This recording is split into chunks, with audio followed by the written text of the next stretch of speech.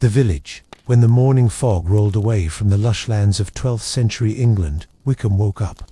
Roosters crowed in the distance, hooves pounded the mud of the road in a clattering of cartwheels on stones, and smoke coiled from cottage chimneys into the damp air. Inside these unadorned homes, women woke and started on the rhythmic duties of medieval existence, milking goats, kneading dough, tending fires, and as the women went about their everyday lives, their clothes, seemingly ordinary, but freighted with meaning, told a silent story of status, modesty, labor, and the quietly powerful identity of the medieval woman. Medieval clothing was never purely functional. It was a living language of cloth and thread. Every layer, every dye, every stitch could provide clues to the woman who once wore it, her place in society, her wealth or poverty, her marital status, even her beliefs. Clothing, in a world without mirrors, without cameras, and often without written records for the average woman, became a historical artifact, as personal as it was political. To know what women wore in the Middle Ages is to understand the shape of the medieval world. Unlike the quick fashion cycles today, medieval styles transformed slowly, over the course of centuries, not seasons. Still, amidst this glacial drift were nuances, regional variations, class separations, and seasonal adaptations, changing moral attitudes. The shape of a woman in the year 1100 was quite different from that of her sisters 200 years later, even if the difference might have been scarcely appreciable to our own eye. Let's start at the beginning. The foundations of medieval clothing, even before a gown or a surcoat was put on. There before required to be a chemise, a kind of an underdress, made of what they called uncolored or undyed linen, absolutely plain and honestly simple.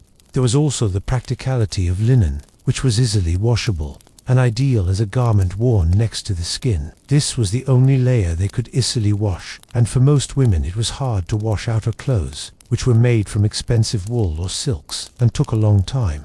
On top of that, a peasant wore a kirtle, a calf or ankle-length, slightly fitted dress of wool. This was the daily uniform of the working-class woman, durable and warm, but still retaining a certain femininity in its construction. The kirtle had long fitted sleeves and a laced bodice that at least suggested the shape of the body, although it was still modest. A belt or girdle would be fastened around the waist, which would have been decorated with a small pouch or a dagger for everyday use. In contrast, the day of an upper-class woman started in a tapestry-lined chamber. She would not dress herself. Her maids would pile her up in sumptuous stuffs, say silk lined with fur, or fine wool dyed in unimaginably expensive colors. Deep blue and crimson were off-limits for those who couldn't afford the imported dyes. She might wear a cotehardie, a more fitted dress to the body, and flared at the hem, over her chemise. Her sleeves might cascade like waterfalls, and her headdress might be cut into theatrical forms, veils, crespins, wimples, or then again, from her forehead to the sky, horned hennins towering like towers. Yet prior to plunging headfirst into aristocratic bling, it's important to note the largest institution in medieval Europe, the church, and what role they played. The church prescribed behavior, not just conduct in the spiritual sense, but also moral behavior that determined appearance. Modesty was prima force in women, especially sumptuary laws. Laws regulating what people could wear depending on their class were often framed in religious language. A woman whose ornamentation was overly demonstrative could be thought by the zealots to be sinful, even a threat. So clothing wasn't just a personal decision, it was a performance of goodness, a statement of social harmony. In the 13th century, when towns expanded and merchant classes developed, fashion started to signal novel tensions between wealth and piety. Then there were merchant wives, neither noble nor peasant, residing in an odd space. They had access to exquisite fabrics and frequently dressed flamboyantly, yet were supposed to stay demure. A woman in such a position could dress in a kirtle dyed red from saffron, as well as a fuller veil or mantle. She might wear jewelry within reason. Always there was a balance to be struck, to be visible and respectable and aspirational, without being shamed as vain or proud. Now there was tailoring being done. In the late 14th century, clotting turned into cloth-fitting. This was the time of the houppeland, a grand billowing gown with a high collar and vast sleeves that cascaded like wings, richly ornamented and often lined with fur. The houppeland was a garment that made a woman look stately, removed and untouchable. Not everyone's response to this new style was positive. However, Preachers delivered fiery sermons against the excess, condemning women for luring men and corrupting gods. Natural order with fashion. But women did not take these assessments lying down. With their clothes, they pushed back. Think of the widow who wore black, not only as a sign of mourning, but as a statement of independence, a way to set herself apart from the colorful demands of wifehood. Or the single lady who turned to masculine riding to acquire mobility, the ability to roam about the countryside and do as she pleased. Clothing, in a quiet and coded manner, became tools of quiet rebellion. Throughout medieval Europe, regional styles developed. In Italy, a woman could wear a gamura, which was a fitted gown with a square neckline and laced in back. The surcoat in France exposed the layer beneath.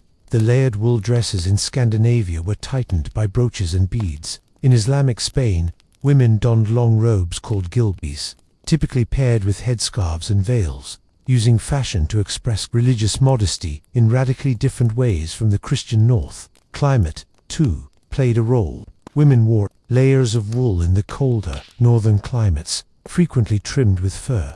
In hotter southern regions, women also sought protection from sun exposure with linen and lightweight wool. And varying seasonal attire meant that women possessed summer and winter wardrobes, although opportunities for such changes in attire were limited for all but the wealthiest. Fashion, like everything else, had to do with age. Girls' fashions were miniature versions of adult styles, but featured lighter weight cloths and paler colors. Married women had to wear something around their head, whether a veil, wimple, or a linen cap, while unmarried women could wear their hair braided with ribbons or flowers. The status change from maiden to wife wasn't just marked by ritual, but an immediate change in what one wore. But outside of the images, the work behind clothing has a story of its own. The majority of women, rich or poor, would have worked with textiles to a greater or lesser extent. Peasant women spun flax into linen, dyed wool with vegetables, and wove cloth by hand.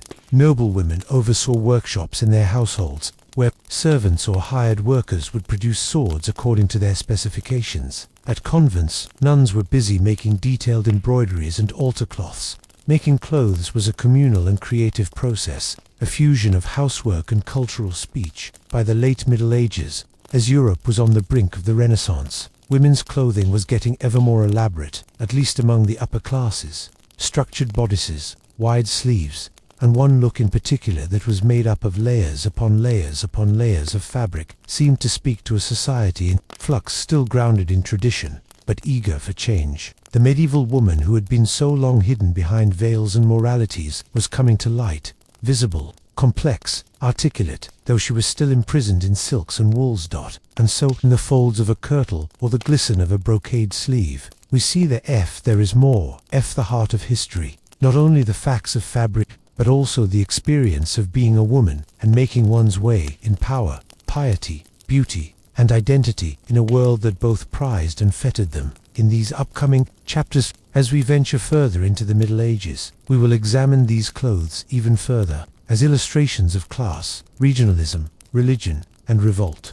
For, if we are to really answer the question, what were women's clothes like in the Middle Ages, we will take the muddy byways of peasants, the torchlit colonnades of nobles, and have a look at the cloisters of the pious women, all the while embroidering at those fine threads which saved their world from fraying. The candlelight danced over the shining floor of Lady Eleanor's solar. With steady fingers and downcast eyes, her maidservant fastened the last hook of her gown of velvet, rare and fine, a rich burgundy color, and trimmed with fox fur and sewn. With silver threads, it shimmered quietly in the morning light, streaming through the leaded windows. Alina glanced at the smooth horn she used as a mirror. She was wearing it not simply for warmth or modesty, but for politics, pride, and power. In the medieval world, women of the higher orders lived in a world of ritual. Their marriages were arranged marriages, their lives lived by bloodlines, and their looks were a craft. To know what nobly born women wore is to know how power was enacted in textiles, color, and form. Since their earliest days, aristocrat, noble, women have been dressed in a manner that projects the status and dignity of their house.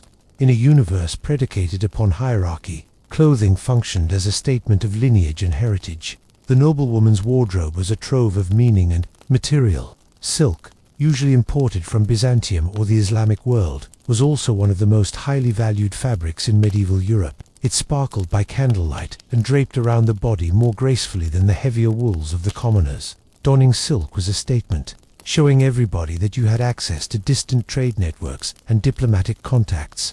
A lady of qualities, everyday dress would also commence with the chemise, similarly to their less exalted contemporaries, but her chemise was more likely to have been finer. Cut from imported linen, it would have been sometimes embroidered at the neckline and cuffs. It was also the one closest to the body and never meant to be seen. She would wear, over this, a kirtle usually a little bit more fitted and richer in color. But the most important element of noble dress was the overgown, which took different shapes and names over the centuries, from the 12th century, blouse to the 14th century, cotehardie to the houppelande thereafter. Pause for a moment, and let's take a closer look at the blouse, a historical garment typical of the early Middle Ages, and in France during the 12th century in particular. It had a cinched waist, flared sleeves and a long skirt, with an attractive draped effect. In addition, at times the cloth was dragged through the girdle to be bunched in places, inflating the hips and belly, symbols of fertility and womanhood. At court, a noblewoman's blouse could be fashioned from patterned silk, with embroidered mythological creatures, religious scenes, or floral designs. Golden thread was not unusual, especially for those who had royal ties. But a noblewoman's attire wasn't just fashion, it was armature. Her clothes were a sort of soft armor, declaring her status in a society in which birthright, unions and public appearances were all theatre. Consider the symbolism of color. Blue, which the Virgin Mary was often portrayed wearing even back then, was the choice of color among noble women because of its association with piety and grace. Bright reds meant power and wealth. Purples and blacks, particularly if dyed using imported goods, were still more rare and were associated with royalty and mourning. Who could wear even a range of colors was typically dictated by sumptuary laws, legal codes that helped maintain social order by stipulating who could wear what. These were particularly harsh for women. In 14th century Florence, for instance, the government passed laws forbidding women of the merchant class from wearing silk or gold. Embroidery, which were meant for nobility. A woman might be fined, or in a worse case, publicly shamed, for looking too richly dressed. Such laws convey the anxiety of the ruling class. If a merchant's wife resembled a duchess, how could anyone tell who was in charge? Noblewomen, however, could and did push boundaries. Queen Isabella of France, wife of Edward II of England, was famous for her extravagance. From royal inventories, we know gowns fashioned from cloth of gold, lined with minever, a deluxe white fur, encrusted with thousands of pearls. Bermensch, these were not so much clothes as declarations of domination, but in opulence. 2. A noblewoman's attire could never escape the particulars of gender, and these were twofold. She was supposed to look prim, reserved, graceful. Her long, elaborately dressed hair was generally concealed by elaborate headgear. The wimple gained popularity among the nobility in 13th century Northern Europe. This linen was wound around the neck and chin, and might well be also worn together with a veil or fillet wreath around the head. Henina, tall, conical, pointed headdress, especially popular in the 15th century, usually with a veil trailing second by the trendy, totally impractical, not good for very low ceiling beams. Elite woman. These bonnets were not just stylish but moralizing. The church always connected uncovered hair with vanity and sexual lure. Alliance, marriages, discipline, and piety. Covering the hair for noblewomen became a public symbol of virtue, discipline, and piety. We're not used to seeing noblewomen with their hair down except for saints, martyrs, or brides. The images of hair and holiness were closely connected, and dress was central to playing out that divine script. Even under constraints, women of rank were able to express individuality with their clothing. Embroidery turned into a quiet way of saying, "This is who I am." One belt could have stitched roses for love. A sleeve might be illustrated with hunting scenes, or scenes from the Bible. These story stitches were of learning, godliness, and the things the stitcher thought of. Fashion was also a way for some noblewomen, especially in court circles, to signify that they were part of cultural life. In the court of Eleanor of Aquitaine, we learn, women wore gowns on which verses of poetry were inscribed. Literary culture, married to clothing culture, but all this luxury depended on an invisible workforce. There was an army of textile workers, tailors, laundresses, and dyers lurking behind every noblewoman's wardrobe. A great lady presided over a household of 100 servants or more, many of whom were employed in making and caring for her clothes. In many cases, tailors were adult men with fairly high status, in royal households often simply as the next rank down to a court gentleman. However, noble women themselves would also sometimes contribute to the designing process, whether it be the selection of fabrics, the cut, or even embroidery of personal items such as devotional cloths or handkerchiefs. Indoors, in the comfort of her private chambers, a noblewoman might settle down with her ladies in waiting, holding needles and thread made to repair fabric as well as mend friendly relations. Far from mere idle amusement, these sessions were social and political gatherings, places where alliances were formed, gossip was swapped, and young girls were prepared for court life. Because, in these hands, the needle was not a tool of slavery, but of cultural agency, we also have to remember that noble clothing was also a seasonal thing. Folds of wool, fur and quilted linen shielded against drafts in stone castles during winter. Summer wardrobes were lighter, not quite revealing, but certainly more breathable, with gowns that were easy and unclinging, and veils that were less opaque. Richer households had several suits of clothes for seasonal variety. A luxury few peasants could afford. Clothing also marked life transitions. A noblewoman's wedding dress was usually the one in which she had been married, in silk and fur, sometimes decorated with jewels or embroidered with the family arms. White wasn't always the popular color for getting married. Contrary to popular belief today, white wasn't always the standard color for getting married. Red, blue, and gold were frequent picks, especially among the noble brides whose unions were political mergers between powerful houses. If a woman of property did marry, her wardrobe grew to reflect her new status: richer fabrics, bigger headdresses, maybe a new crest embroidered on her cloaks. Even childbirth was a time of ceremonial dressing. When confined, a gentlewoman wore loose gowns of comfort, of soft wool or linen. Postpartum garments consisted of support girdles, robes for churching, a ceremony in which a woman was formally readmitted into society after childbirth. As noble women matured, their attire evolved once more. Older women also now wore darker, sober colors, while their dresses were fuller and less body-hugging. But age didn't equal invisibility.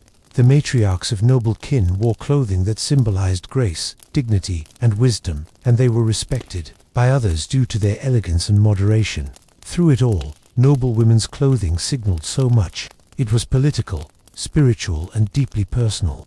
A gown could be a present from a husband, a form of dowry, a sign of mourning, or a diplomatic gift. A cloak could carry the arms of a father's house, a statement of loyalty to her birth family. Even the shoes, soft leather for inside or embroidered patterns for muddy paths, told a story of where she'd been and of the lines she crossed. In ways more numerous than can easily be described, the noblewoman's clothing had become her public voice in a world where she had few direct opportunities to speak. That was her language of being, her badge of belonging, her text of life. She negotiated, with her clothes, the politics of court, respected religious rules, and showed her tastes in personal dress within the thin corridors of what was considered to be acceptable. And so, hundreds of years thereafter, these clothes speak to us through the pages of illuminated manuscripts, through effigies carved in stone, and through the very warp and weft of treasured relics. They tell us not only what noblewomen wore, but who they were, how they lived, and how they helped to shape the world around them through thread, color, and cloth. In the next chapter, we will go down from castle to cottage, and consider the clothing of peasant women, of those who toiled in field and by hearth, who sewed not for ornament, but for existence. Their dress is less elaborate, but no less significant. There was a little wood creek, and a small door in a small garret of a little village nestled between the hills in Gascony, swung open and challenged the light morning air. A woman came out barefoot, carrying the heavy hem of her woolen gown to keep it out of the mire. The morning was cool, and a grey mist curled among the trees as she made her way across the yard to the chicken coop. Her breath puffed in the cold, to become clouds in the air, and the smell of damp, dirt, and animals waited around her. There was no honey or silver in this life, just practicality, and sternness, and survival, and every stitch of her clothes was woven from the story of that life. When we imagine the Middle Ages, we tend to think of the opulent gowns of queens or the colorful banners of knights. But most women were not noblewomen or they were peasants, the wives of farmers, milkmaids, weavers, brewers, and goat and sheep herders. Their clothing might not have sparkled in candlelight, but it was no less significant, and it was shaped by the hard facts of work. Whether modesty and need. To find out what peasant women wore in the Middle Ages is to dive into the rhythms of rural life, the long days they worked the fields, the loom, the hearth. Clothing, in this place, had to last. It had to flex, to defend, to respond. It needed to be swap out when it wore through. It had to be armor against the elements, a mark of modesty and a silent badge of class. As always, let's start from the inside out. Peasant women, like all women in the Middle Ages, began with a chemise, the simple linen shift that was worn next to the skin. Unlike the high-quality, embroidered chemise worn by noble women, these undergarments were unadorned, undyed, and often homemade. The production of linen was laborious, but its breathability and washability were crucial. The chemise was worn under other clothing. It would absorb perspiration and soil, protecting the clothes above it. Over her stockings and shift, a peasant wayfarer would have worn a kirtle, the workhorse of the medieval wardrobe. This gown was of course ankle-length and was originally made of wool, which was sturdy, warm, and relatively cost-effective to produce. The wool women filled bats and spun and wove, would usually be considered coarse by modern standards, scratchy, heavy, and rough, but was well suited to the rigors of country living. The color of the kirtle varied from place to place, depending on which dye was available locally. The majority of peasants dressed in earth tones, browns, greys, and muted greens and dull yellows, all of them produced from local plants and minerals. These were bright, costly colors, such as crimson, azure, and royal purple, and they were out of reach for most. But even under such narrow strictures, there was variety, and there was care. A woman could dye her gown with woad for a pale blue, or with onion skins for a warm gold. Decorative stitching on the hem or cuffs, by contrast, was sometimes added by women. Others had kirtles apron over apron. These practical garments, generally of heavier stuff, serving as a means of carrying vegetables, protecting the gown from flour or ashes, even drying the tears of a child. The kirtle was constructed with a purposeful cut. It had long sleeves, fitting snug to protect the arms while working, and looser and cuffed on other occasions. The bodice could be laced for a close fit, or it could be sewn closed. For a few main reasons, side lacing was used in some areas of Europe and in others. The front of the bodice was pinned together with no hoops, and the gowns were pinned together with no hoops though. While fashion evolved gradually, regional differences became more pronounced. In the Germanic countries, short-sleeved kirtles over long-sleeved chemises were in fashion. In the Low Countries, stacked skirts were PRST. In the British Isles, climate and common sense held sway. A peasant woman's attire varied by season and social level. In the cooler months, a woman would also wear a mantle or cloak, which would be fastened around her neck with a basic brooch or clasp. Cloaks were made in heavier wool or lined with fur if the wearer could afford it. Rarely with sable or ermine 16, but with rabbit, and even sheepskin for the poor, perhaps 17. Various types of hoods were popular, including the liripipe with long tail introduced in the early 14th century, and some with roundlets along the edge to allow for a small amount of gauze or the like to be exposed. Footwear was limited. During the warmer season, many peasant women walked barefoot, especially in the country districts. If they wore shoes at all, they were simple turn shoes, one piece of soft leather turned under and laced. Some applicants wore woolen hose in the winter, but rarely the tightly knit kind that the rich wore. These were roughly made, some of homespun and several times patched. They were held in place by garters, that is to say, woven strips of cloth. Peasant women of every age wore head coverings. There were 3 culturally derived reasons why a woman was to cover her hair: modesty, heat, and social expectation.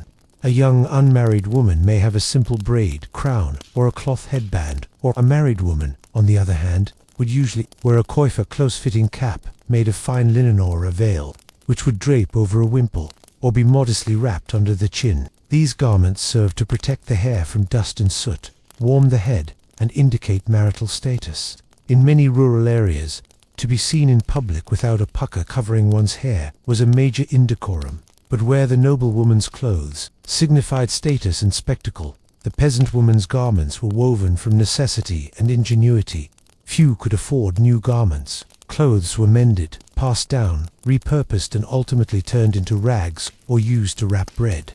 Women were always darning at night, by the fire, in long hours of waiting. Each garment had a life cycle, and at each point there was an intended use.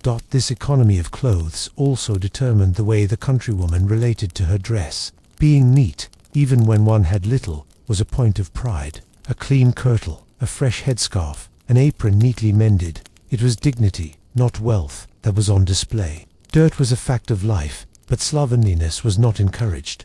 Even in those times and in that place, women who were seen to look above their station by dressing too finely could be met with suspicion or an accusation of vanity, while women whose clothes, or whose hair, was not finely enough kept, might be assumed lazy, or sluttish. Expectations were encouraged by the constant, inescapable presence of the church in day-to-day life. Not only the nobility were governed by sumptuary laws. In some towns there were ordinances against peasants dressing too richly. In England, in the 14th century, for example, some laws prohibited fur and fancy belts to those not making a certain income. There was some actual anxiety about class confusion. The choice of clothing needed to be explicit, and peasant women were supposed to know their place. But within these constraints, the peasant woman had space for expression and tradition. Weddings were a chance to show off your finest self. Mostly this entailed taking loans from family or neighbors. A bride could also choose to wear a dress in blue, which represents fidelity, or in green, signifying fertility. She could have flowers or ribbons in her hair, or a pocket full of herbs for good luck. The wedding dress wasn't white, or even knew it was special and meaningful. But seasonal feasts made variation of clothing possible, and at harvest time, women might even don flower crowns or festoon their cloaks with seasonal symbols.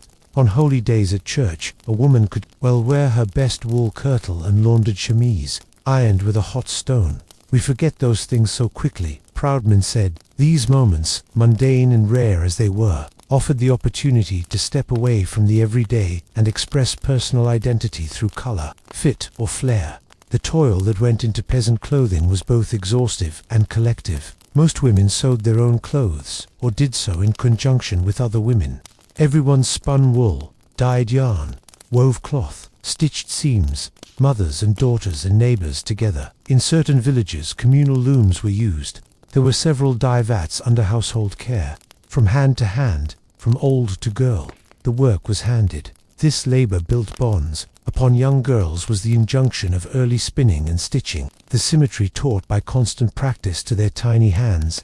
Patterns and techniques were handed down from mothers. Elder women exchanged stories as they stitched up seams. The practical skill of mending closely intertwined with oral history. In these ways, clothing was more than just protection from the cold or social convention. It was a blank page for memory and heritage.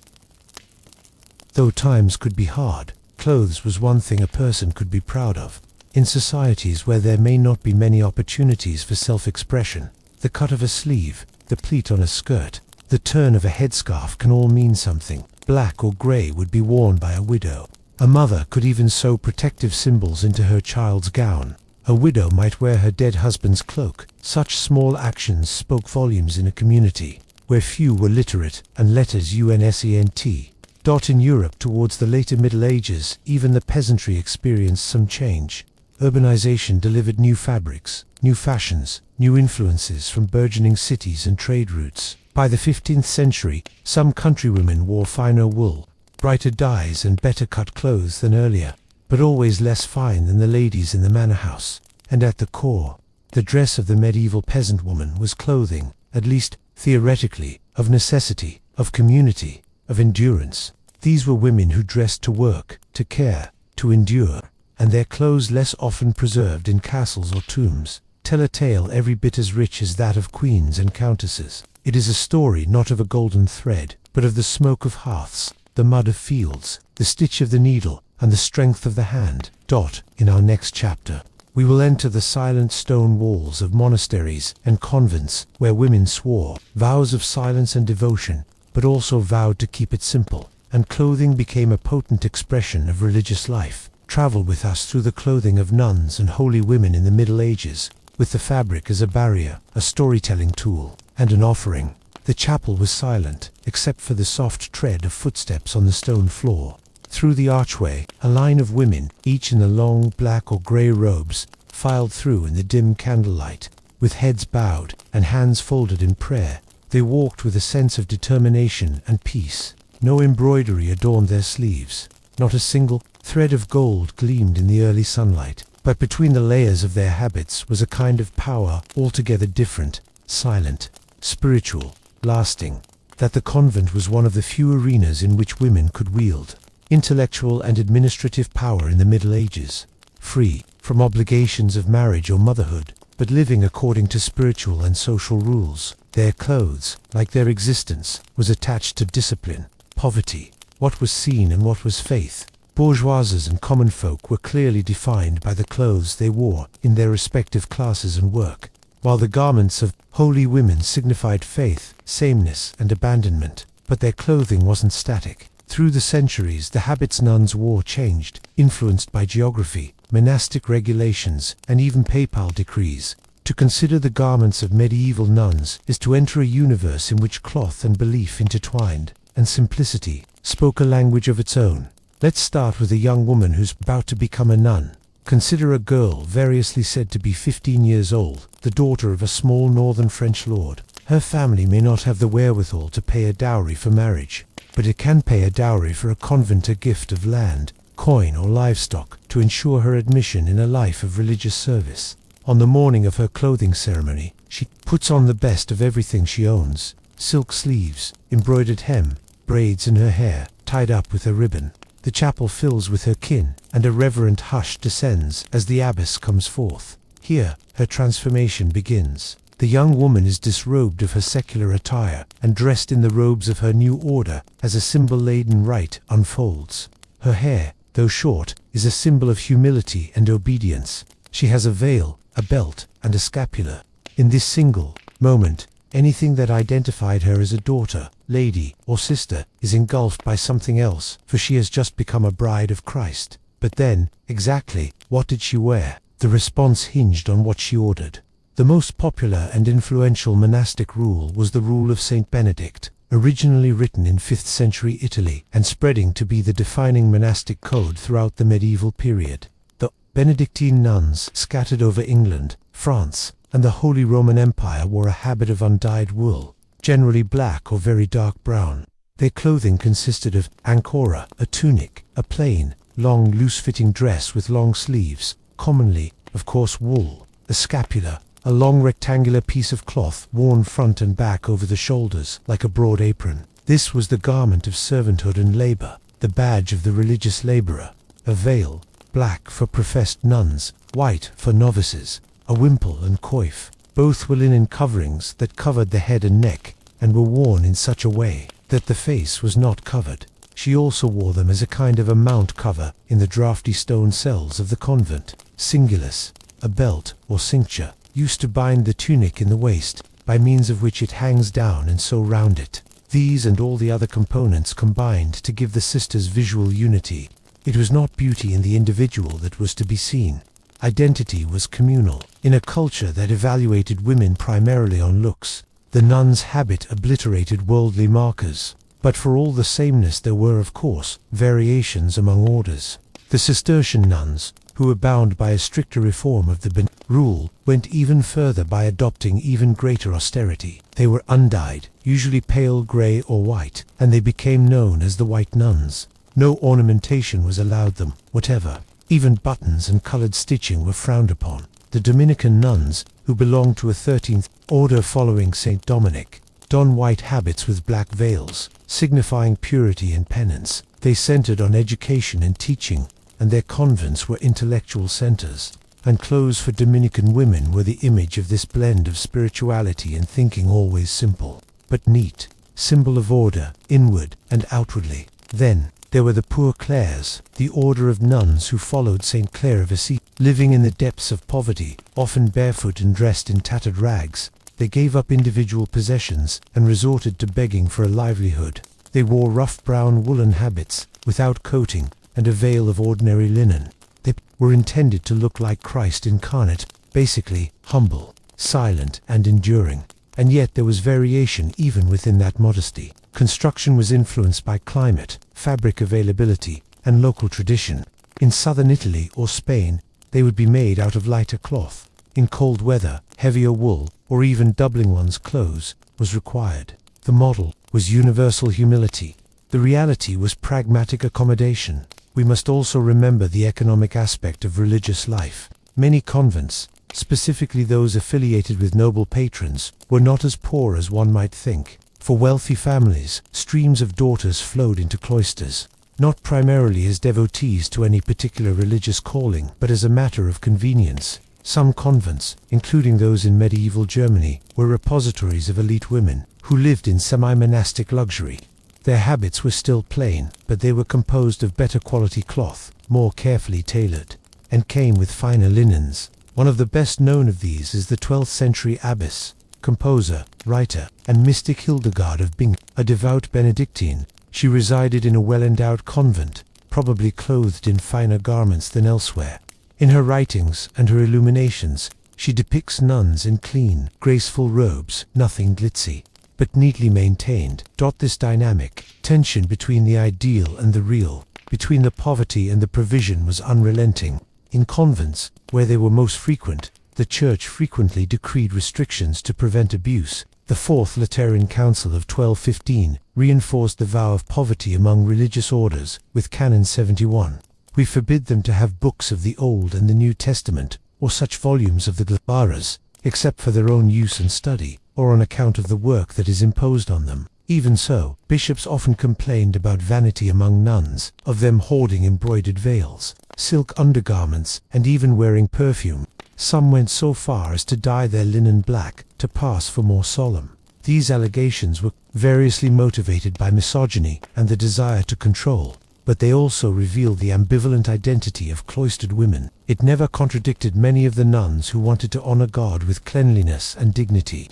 A clean habit, properly pressed and pure, might be an emblem of internal order and fidelity. Outside the cloister, there were other holy women, beguines, and mystics whose garb did not always adhere to convent rules. Such was the anchoress, a woman who elected to be locked inside a small cell, occasionally built onto the side of a church, for the rest of her life. Before such steadfast devotion, even the worldly life was to have been sacrificed, and nothing sustained. Celebrated anchoresses, like Julian of Norwich, probably used rough, undyed wool mantles, hardly the kind of thing you throw away after, while the beguines, a lay religious movement concentrated in the Low Countries and parts of Germany, lived in communities without taking lifelong vows. The women wore modest, sensible clothes, grey or brown gowns, under linen veils, and wooden shoes.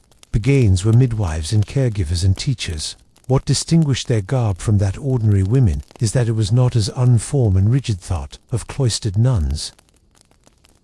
Then there were the visionary women, mystics like Marjorie Kemp, who wore white after a pilgrimage, even though she'd had 12 children. Her attire even scandalized her neighbors and defied expectations. To clothe oneself as a nun without taking vows was an act of disorder. But for Marjorie, her clothing was an expression of divine vocation. The public sermon seemed in linen and wool. In all these cases, nothing said about the clothing of holy women was not a shield and a statement. The veils shielded her from male sight, from worldly seduction, from social prescription, but it also singled them out as special, set apart from the world, but not outside it. Convent daily life was also influential in the way clothing was worn. Nuns either washed their own habits or managed the lay sisters who did. They patched and mended regularly. Many spun their own thread and wove their own cloth, especially in smaller towns. Making their own garments was devotional labor, yoking the practical to the spiritual. The veil may have been the most potent symbol of all in a nun's clothing. Laywomen wore a veil as a sign of modesty or marriage, but the nun's veil signified a spiritual marriage. Lifting the veil was not only untoward, it was sacrilegious. In some orders, novices wore white, and nothing but black then was given at full profession, a strong rite of passage.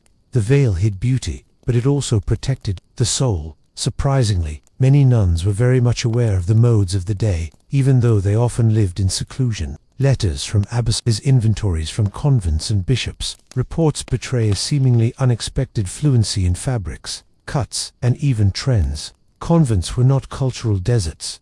They were sites of manuscript production, theological dispute, and some art. In the margins of convent-made manuscripts, there are little doodles of gowns as well as patterns and accessories, reminders that even behind stone walls, the world of fashion could never be quite shut out. In wealthier areas of the later medieval period, some nunneries gained a reputation for splendor and were decorated to a high standard.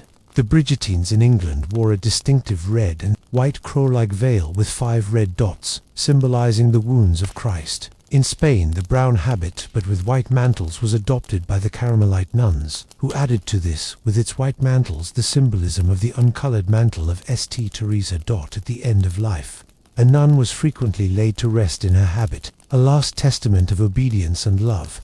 A few were interred with a wooden cross or a floss of prayer beads. In life and death, she was a woman on the body of whose clothes her identity had been burnt out, a body denuded of status, flesh and blood sacrificed for sanctity.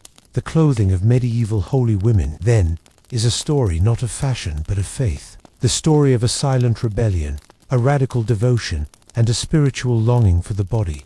These women rejected vanity, but they still had options. They sewed simplicity into beauty, and in those coarse-seamed centuries of spiritual aspiration slept on. Following chapter, we shall go back into the streets and cities of medieval Europe to consider another type of woman, the wife of the merchant, the artisan, the craftswoman. Between the nobility and the peasantry was a burgeoning class of urban women who helped construct the building blocks of the modern economy and who dressed to keep up appearances. The gates of Bruges had been thrown open with the new day, and carts laden with cloth, grain, fish, hopes, had rolled in from the darkness. The medieval city was teeming with life just inside the city gates. Church bells from the parish churches rang above the roar of traders calling out their wares, their apprentices sweeping shop fronts, with housewives carrying baskets off to the market. And down the cobbled streets, the women moved fast, not the speed of peasants, not the speed of nobility, but in the speed that brought words to words. That said, we are craftswomen, respectable women, ambitious women, surviving women, 2 worlds, met in the medieval townswoman. She was no serf, and she was no lady. Perhaps she was the wife of a baker or the daughter of a merchant. No one knows whether she was a spinner, a brewer, a candlemaker, or a seamstress. Her dress code mirrored the dreams of the emerging bourgeoisie, torn between sumptuary legislation and individual pride, tradition and generating change, Christian decorum and capitalist productivity. To delve into her clothes is to pry open the linen chest of a woman who dwelt in the shadow of city walls, between alleyways and guild, in a society where climbing wealth did not necessarily mean climbing status. Let's begin with the basics. Just like all medieval women would start with a chemise or smock. Underwear depictions as underclothes, it protected the outer garments from skin soiling and gave the body an extra warmth layer in winter. It was commonly of natural or off-white linen,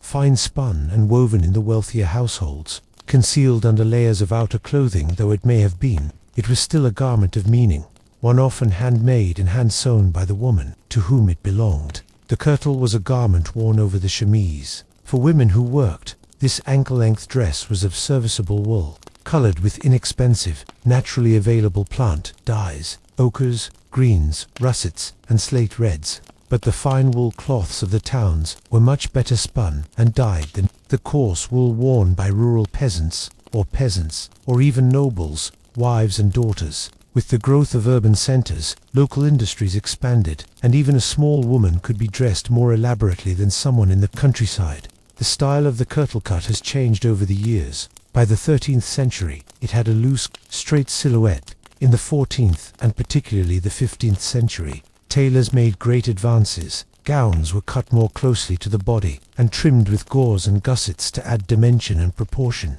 Fashionable urban women started to wear bodices laced in the front or on the hems, enabling more flexibility and a stiffer bodice. These innovations, which operated through towns' tailoring shops, trickled down to the middle class from the courts of the nobility. A second outer gown, such as a surcoat or robe, was added for married or wealthier city women. This was an overgarment that is worn over the kirtle or gown. This garment was used in many fashion attributes during different times and regions. Sideless surcoat, popular in 13th century France. Sideless are worn with an allowing the to be exposed at the sides, and sometimes trimmed with fur. Surcoat, initially of noble origin. The surcoat knew plenty of cheaper forms in the towns with less trim and simple fabrics. In colder weather, women added mantles or cloaks, secured with brooches or ties at the shoulder or neck. These would often be trimmed in something warmer, such as wool rabbit, sheepskin, or cat fur, not the more rare sable or ermine of a queen, and function as work outerwear for a lot of people. City women wore aprons too, not to symbolize subservience but work. A brewer, a baker, or a weaver would wear a broad linen apron above her gown to save it from becoming black, white, or grease-stained. A few were tied around the waist, others reached to the shoulders or sported pockets. In portraits and illuminations, we can find those merchant women in sensible, proud aprons, sometimes embroidered in a border of hem, making a silent declaration of industry and worth. Headwear was essential. Modesty also was said to demand that grown women cover their hair, particularly in public. Women fell under the watchful eye of clerics in the cities, and the watchful eyes of neighbors, clients, and guild officials. A woman's veil or coif might speak not only of modesty, but also of marital status, wealth, trade. Urban women wore veils, rectangular or oval linen veils, worn draped over the head and often fastened under the chin. Wimp-less neck and chin covering that added extra modesty or warmth.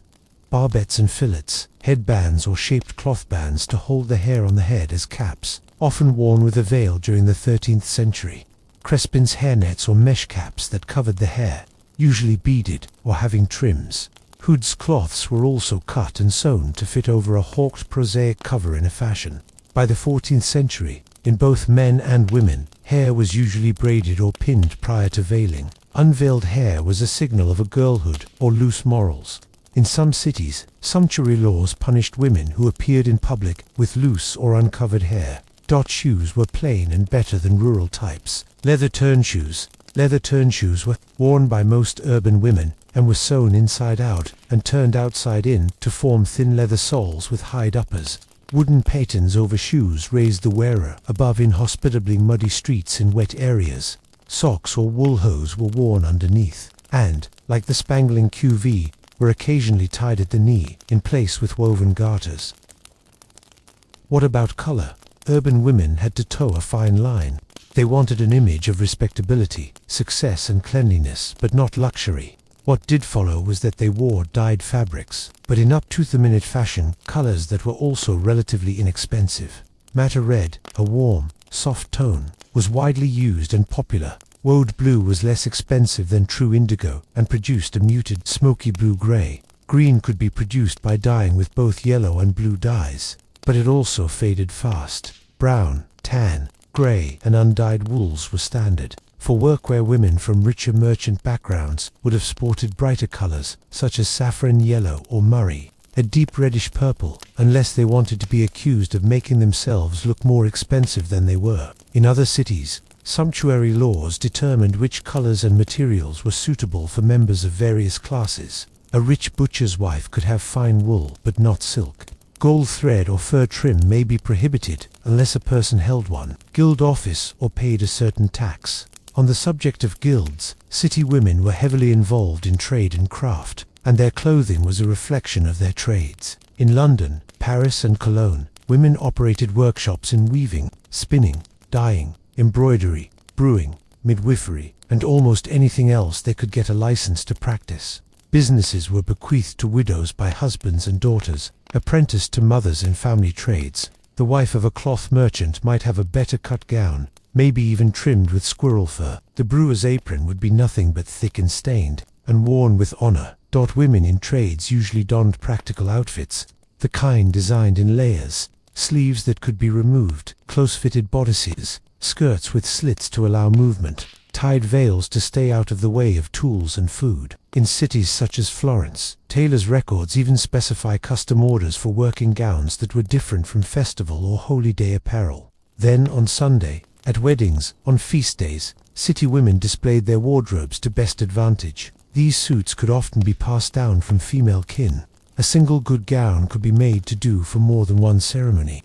On those sort of occasions you could show a little finery. You would wear a better belt, a colored veil, a laced sleeve. Jewelry was minimal. There were nothing but beads, simple rings, and occasionally a cross to be seen, but always quite deliberate. One fabulous late medieval garment was the parti-colored gown or dress, crafted from two halves of contrasting color sliced diagonally down the body.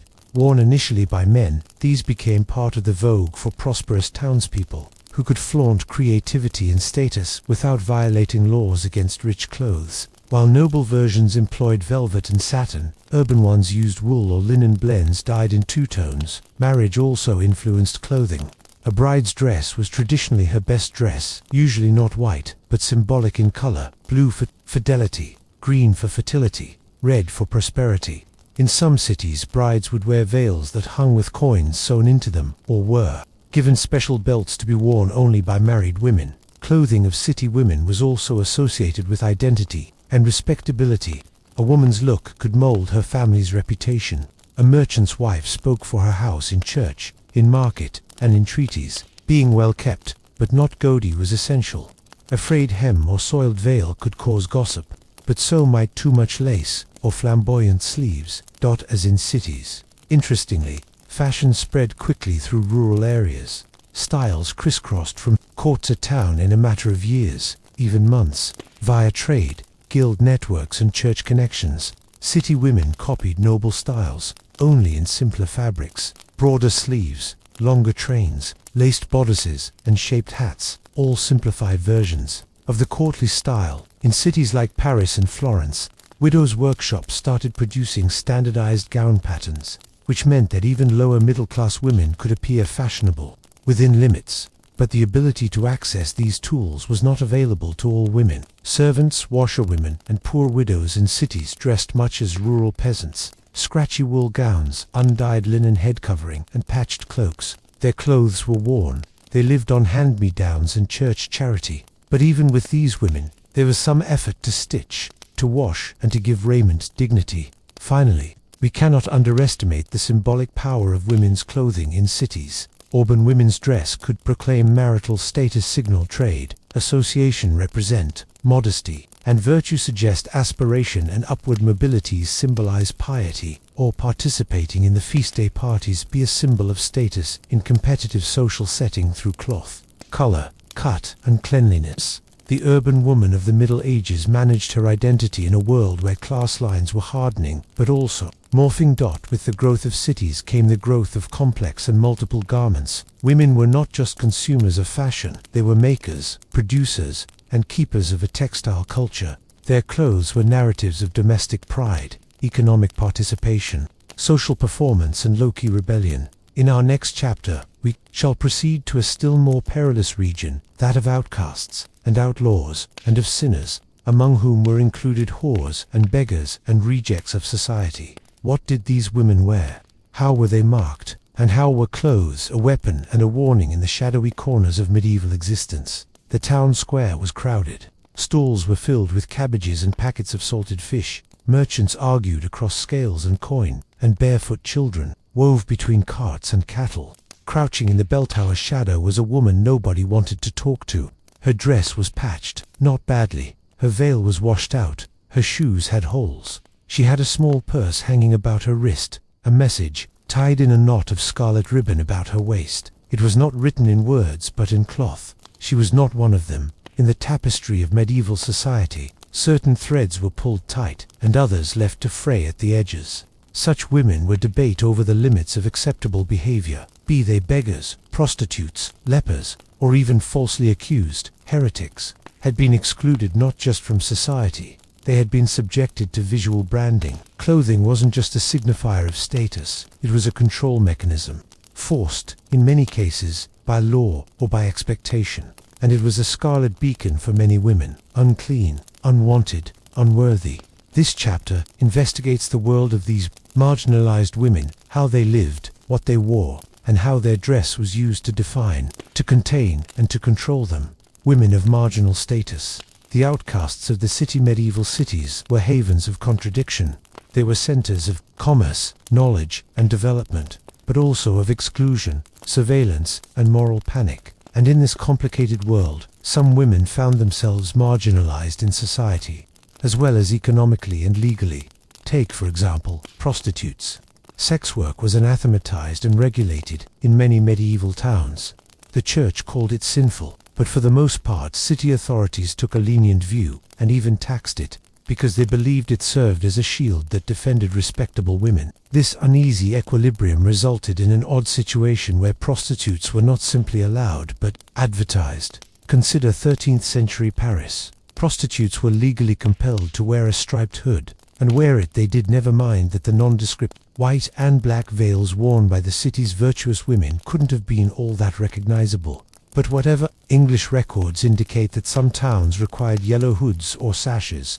Yellow, often also the associational color of Judas Iscariot, became a color of stigma and was not just for the New Testament, but also for Jews, and of course, for whores and later, for others in the lower orders. In Florence, if a woman were known to ply her trade as a courtesan, she could be required to don a shorter gown that went no lower than her calf, thereby calling attention to her form. In Cologne, prostitutes had to wear bells tied to their waist. In certain municipalities, they were prohibited from wearing veils at all. Elsewhere, they were restricted to certain districts and prevented from dressing above their station. These sumptuary laws weren't simply about modesty, they were about being seen. The prostitute had to show itself. You had to recognize it. You had to note it. Cloth policed her body. The lace she could not wear, the fur she could not afford, the color she was made to bear. They all managed her presence in the public sphere. And yet for many of these women, in many instances, they did resist by way of dress. Some rich courtesans, however, seemed to defy expectation with the fashions they chose, particularly in Venice and in Avignon. They took up with the silks of noble women, the perfume of the classes above them. In the process, they turned sin into sophistication, not a small development in the eyes of the authorities. The indigent, the homeless, and beggars, women, the urban poor of the medieval world, comprised an enormous underclass, of whom women were often the most vulnerable. Widows without family, deserted wives, and women with impairments frequently had little choice but to beg, or engage in low-level and dangerous work to keep body and soul together. Their clothing reflected extreme scarcity. The clothes of a beggar woman were generally tattered wool gowns, sometimes stitched together from fabric scraps, chemises pieced patched from many scraps, cloaks or mantles made of old sacks or blankets, ankles with mismatched hose or bare legs in summer, never mind not shoe, with bare feet quite common if you were poorest. Whereas rural poverty had its own hardships, urban poverty bore the additional stigma of being seen. All in the city were always under the beady eyes of both church and government. It was all too easy to label a woman lazy or a witch or sexually deviant because her body did not look like the norm. In certain areas, alms clothing was given to the poor. Churches or confraternities could be relied upon to supply known as almscloth. But even these were not without social expectation. They would label the wearer as someone who required charity, and they could restrict where she might be welcome. Unmarried and widowed women who lived communally and served the poor. The Beguines, a lay religious movement, would sometimes clothe destitute women in simple garments that included linen veils and grey wool gowns, intended to restore some dignity. But not everyone got that help. Lepers and the visibly sick perhaps. No other group was so readily identified by what it wore than the lepers, or others who had been struck by another's beauty. The ravages of leprosy, also known as Hansen's disease, were so feared in the Middle Ages, not only for its physical effects, but the spiritual. Luttrell offers an illustration of a leper, and laments the fact that there were more lepers than ever. Due to their too much liberty, @author.text, lepers were considered as living examples of the sin, and although some were pitied, most were shunned. Such are the things that leper women were usually required to have on: clickers, wooden noisemakers, hoods or cowls that hid their faces, special tunics or cloaks, which were usually grey or brown, and sometimes sewn with identifying symbols, say a cross or an L. These women were prohibited from markets, churches and public baths. Their clothes were not just protective, they were punishment. It kept them on the outside, excluded. But not all lepers lived in colonies. Elsewhere, women with early symptoms or skin conditions they mistakenly believed to be leprosy were made to wear special clothing and were allowed to stay in towns at the price of constant humiliation. the condemned heretics, witches, and women accused the growing religious fervor and paranoia that characterized later medieval centuries was accompanied by a corresponding increase in allegations of heresy, many of which targeted women. People accused of sorcery, heretical doctrine, or consorting with demons were regularly executed, often after first suffering visual humiliation. Porter James c. 1475. By Anonymous, with a full-face hooperland of Usman's time. The hoop, known at the time as the huque of Ulm, originated in Burgundy for men and was related to the huque or poke, class of outer garment commonly worn throughout Western Europe in the late Middle Ages by both men and women. Typical of the early 15th century, and descending from the Middle Ages 1270, hoopiland with dagged sleeves. Women accused of heresy or witchcraft were forced to wear a cone-shaped hoopiland tien, a scaffold, and burnt in this way as a witch. For shem clothes apparelled as one painted to declare their mischief, paperma, or pointed caps, having inscribed charges, belts or headbands of rope or chain. The purpose was ritualized degradation. The clothing spoke to the crowd. This woman is dangerous, unclean, corrupt. These clothes had the same purpose as stocks and public beatings. They were visual warnings. Paradoxically, some of the more mystic or dissident heretic women elected to wear plain clothing, indicating their own spiritual mindset. In these instances, modest dress became not only a defense but a provocation, a declaration of independence from church authority. It was a fine and frequently lethal line, separated Christian, Muslim and Jewish women. In Christian cities, clothing similarly signified non-Christian women. In Christian Europe, Jews were held to similar dress codes, especially following the Fourth Lateran Council in 1215, which turned for guidance to Jewish custom in its Christological pronouncements. Jewish women often had to wear badges and patches, like a yellow circle or star, special veils or colors like yellow or blue dot, pelts, turbans in other locations as male Jewish garments. These regulations were enforced patchily, and in some cities Jewish communities worked out alternatives or paid fines to avoid them. But the mission was the same, to divide the dressing habits of Muslim women in conquered lands, as in Iberia, following the Reconquista, were subject to similar pressures to dress in accordance with Christian modes. This meant Christian-style veiling, prohibition of certain jewelry, or restrictions on color and silk. Resistance, reclamation, and hidden dignity. But even within these limitations, the women at the margins still managed to assert control over their appearance. A prostitute could wear a veil on holidays, simulating decency. A leper could adorn her clapper with paint, or with symbols from her own faith. Charms might be sewn into the hem of a beggar woman's gown, for the sake of safekeeping. Some women dressed as men to travel or flee. Persecution at great risk of punishment for cross-dressing. In such instances, clothing became not simply a signifier of exclusion, but a language of survival.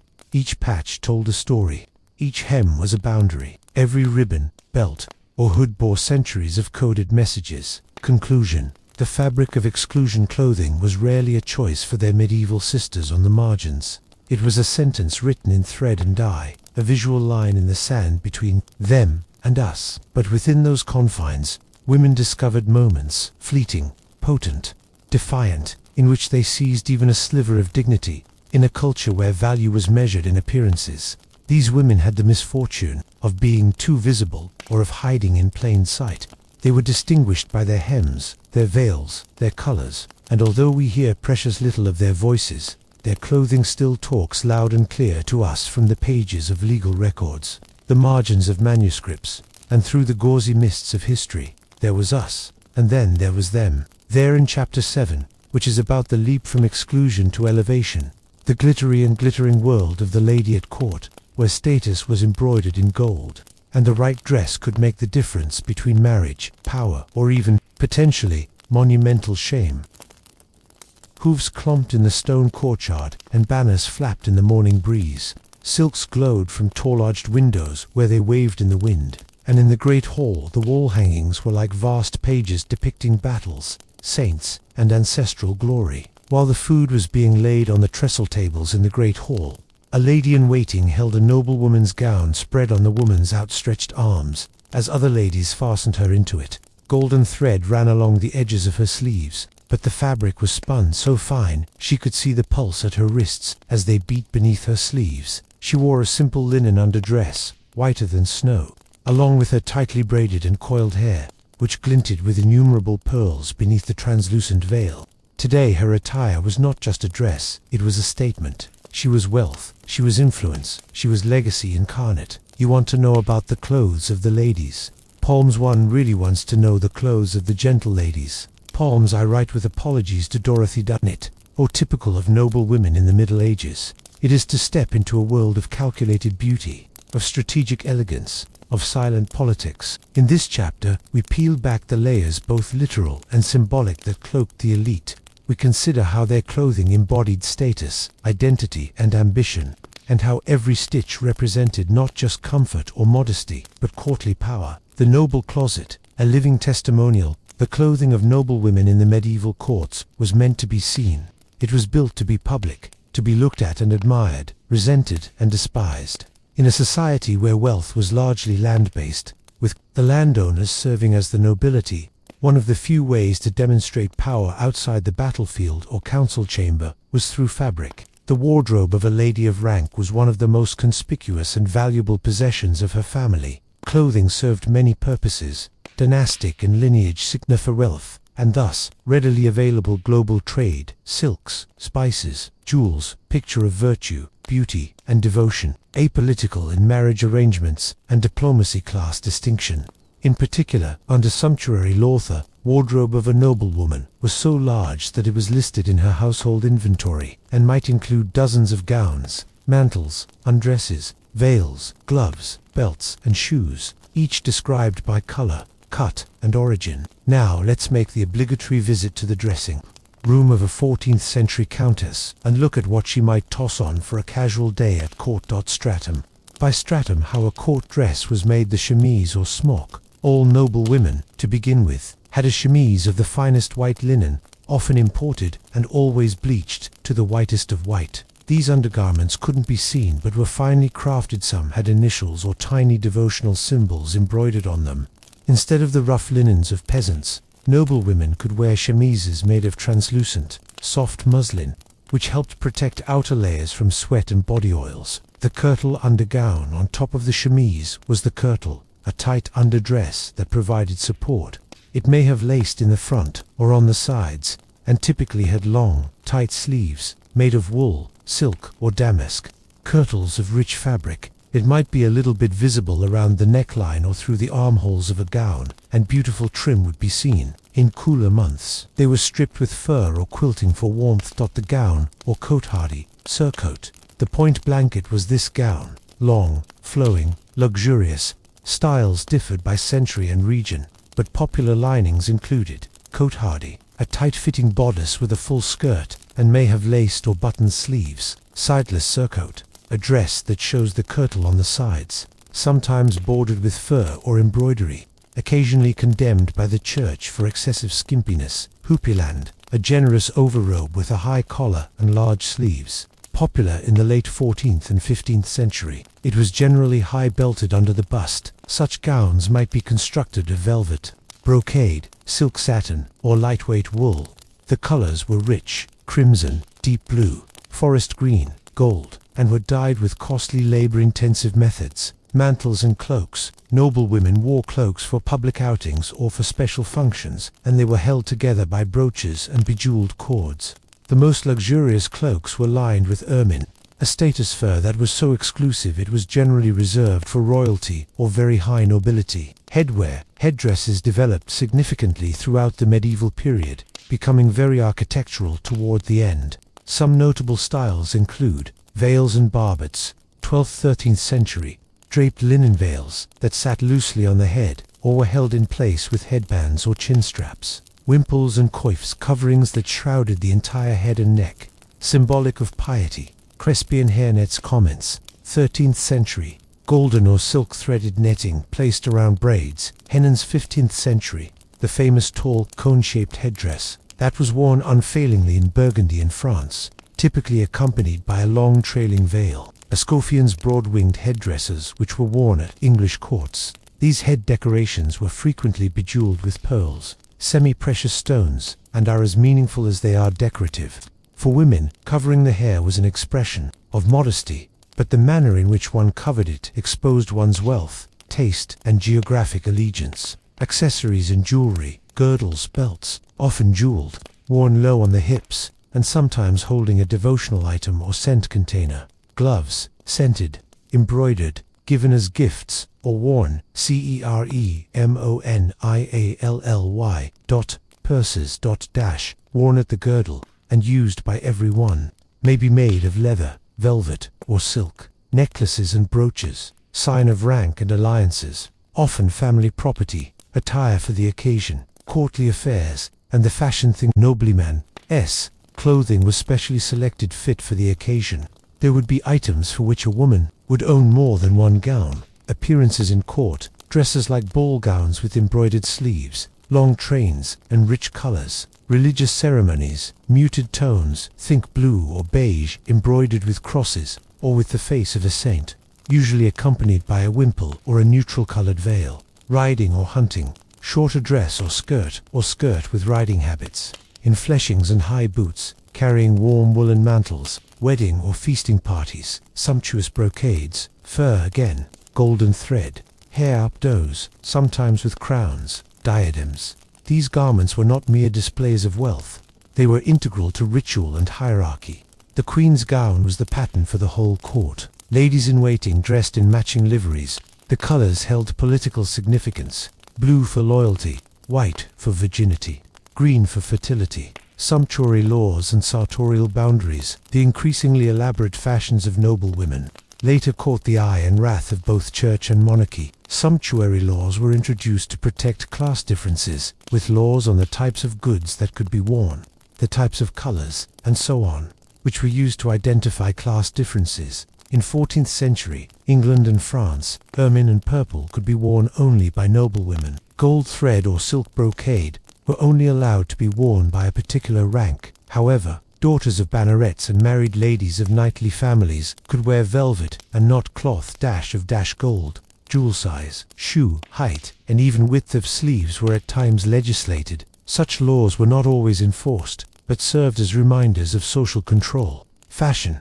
This could be power, but power needed to be policed. Dress and the institution of marriage. The bridal gown, a strategy for noble women. Matrimony was the most important contract they would ever enter into, and one in which clothing made a starring appearance. The wedding dress was often new, fashioned from the finest materials the family could afford. Silk, taffeta, velvet, and dyed in lucky colors. White, in contrast to modern practice, was also highly unusual. Blue for purity, red for joy, or green for fertility were more typical. Rather, bridal clothing was not intended to be used once and discarded, but it was created for repeated use, modification, and inheritance. Dowries would often have specific clothing components like a gown of violet silk, a cloak of sable, and 3 veils of Italian lace. Clothes were also visual coins in marriage exchange. A noblewoman, well dressed, honored the reputation of her father, her husband, and her house. She was, both figuratively and literally, a coat of arms on legs, courtly love, and the feminine. Script at court. Fashion was caught up in the theatre of love and virtue, the kind of courtly lover relatively chaste. Sometimes platonic relationship between a knight and a lady helped bring round its clothing. The ladies in their flowers grew long, thin, translucent sleeves and flowing. The trailing veils of linen throng, as ross of herbs of scent in their glowing. Their bodies were not only the canvas on which virtue was painted, but they were also the subjects of poetic desire. Examples in medieval romances. Medieval romances often refer to noblewomen in their clothing. Her gown was green, but as the dappled spring forest, and her eyes were shining pools of black, and to her watery locks fell veils of gossamer spun gold. These ideal literary principalizations bled into the real world. Women at court became emblems. Their apparel studied and exalted, and sometimes scandalized. Fashion and female agency. Noble women still had fashion as one of their limited means of influence and self-representation. Courtly styles, new court attire set by a duchess that had arrived from another court could be the source of a local trend. And a woman might dispatch a particular dress along with her seal to a foreign court, strengthening an alliance. A queen might subtly change her dress to back a faction or signal an objection to a political slight, even within the bounds of law, and regard, color, cut, and fabric allowed women to fashion public selves. Fashion became a language. What to do about them? The velvet thested, and the silent crown in the medieval court. The gown of a noblewoman was not just a garment of fabric, but status made visible, politics stitched into form, personality submerged under a veil of expectation. Every sleeve spoke, each fur trim hinted of a lineage or a dowry or a treaty. Clothing was armor and art, both limitation and liberation. It established where a woman should be, while also providing her with the tools with which she might traverse and manipulate that space. In our following chapter, we will turn to the other end of the spectrum, the peasant women of the countryside, who were living and laboring so far away from the eyes of the court. How did they dress? What materials were available? And what do their plain clothes tell us about endurance, community, and rural ingenuity? Dawn did not rise to the song of birds, but with the creak of shutters, the barking of dogs, and a dull thud of wooden clogs on frozen earth. In a thatched village, between woods and meadow, lay a woman in a rough woolen gown, made fast with a drawstring about her waist, and her head tied up in a veil so tightly over her ears that she could hear naught but her own thoughts.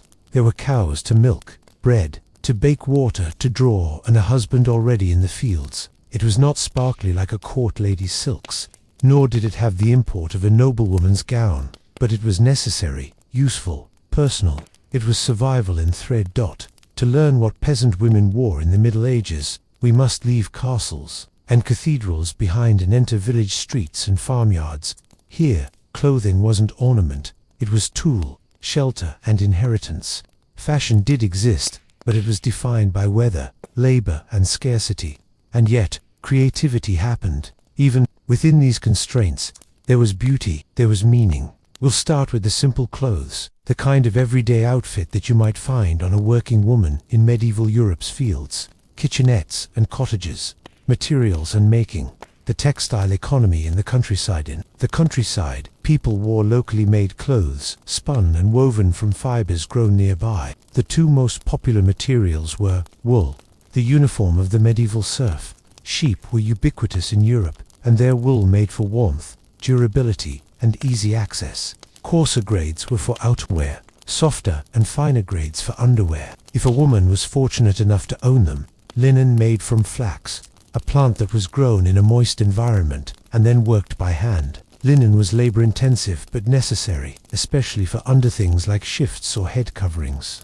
It had the breathability and the washability that was perfect for daily skinwear. In some places, other fiber crops were used, such as hemp and nettles for rough cloth, and if the workers were very poor quality wool would be spun together with the above said fibers. Women spun their own yarn, with drop spindles, or, later, spinning wheels. Girls were taught to card wool, spin thread, and weave cloth on home looms from a tender age. Spinster originally meant an occupation spinning witches had, as it was one of the few things women could do in a hovel all day alone. At some point became associated with women who never married. The foundation, chemise or smock, chemise or smock or shift, was the next layer of garment for a peasant woman. 3. This was a plain, simple, linen dress, loose-fitting, and of ankle or mid-calf length, and often in an undyed off-white. The chemise served multiple purposes. It absorbed perspiration and body oils. From the outer dress, it was washable, which woolen clothes were not. In the warmer months, you might wear it all on its own, whether at work inside or out in the evening. The chemise had sleeves, either elbow or wrist length, and was constructed of rectangular pieces to preserve cloth. Small gussets were set under the arms and at the sides to give freedom of action.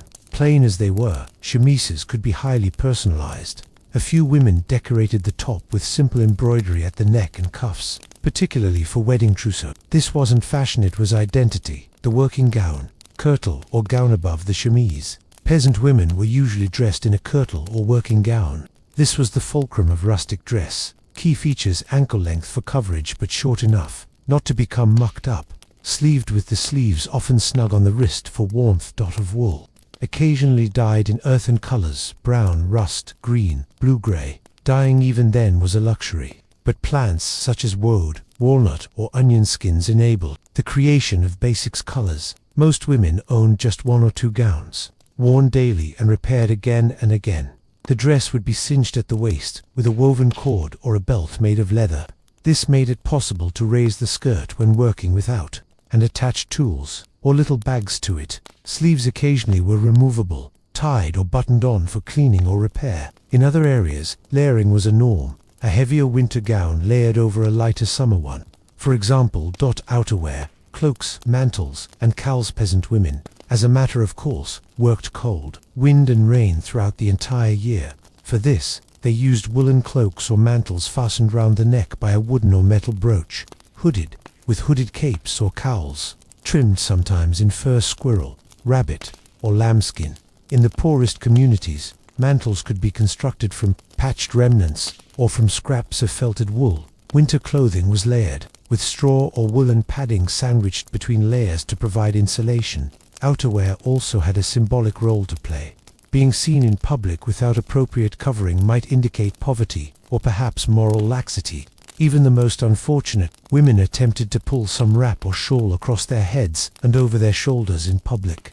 Veils, coifs, and caps as head coverings. Medieval peasant woman rarely showed her head, whether out of a sense of religious modesty, utility, or social convention. All these items took the form of headgear, plain linen veils worn in a draped and tied fashion, occasionally pinned with bone or wood pins. Coifs, close-fitting caps, either worn alone or under veils and tied under the chin. Hoods, especially in winters, they are often mounted to cloaks or worn standalone. Single girls could wear braids with ribbons, but married women completely covered their hair. Bareheaded, in church or at markets, was to be whispered about, or worse. Head coverings were regional symbols in some areas. A veil for a woman could indicate the village or valley she came from. Feet and shoes bare. Shod wooden shoes were rudimentary and determined purely by affluence and locale. Barefoot was typical in the summer and inside. The leather shoes were plain, turn-soled and handmade, handed down when possible in wet or muddy conditions. Women wore wooden clogs or pattens, a type of overshoe, to keep away from the mud. Stockings or hose, if they were worn, were wool and usually tied to the knee. They were an asset and often repaired.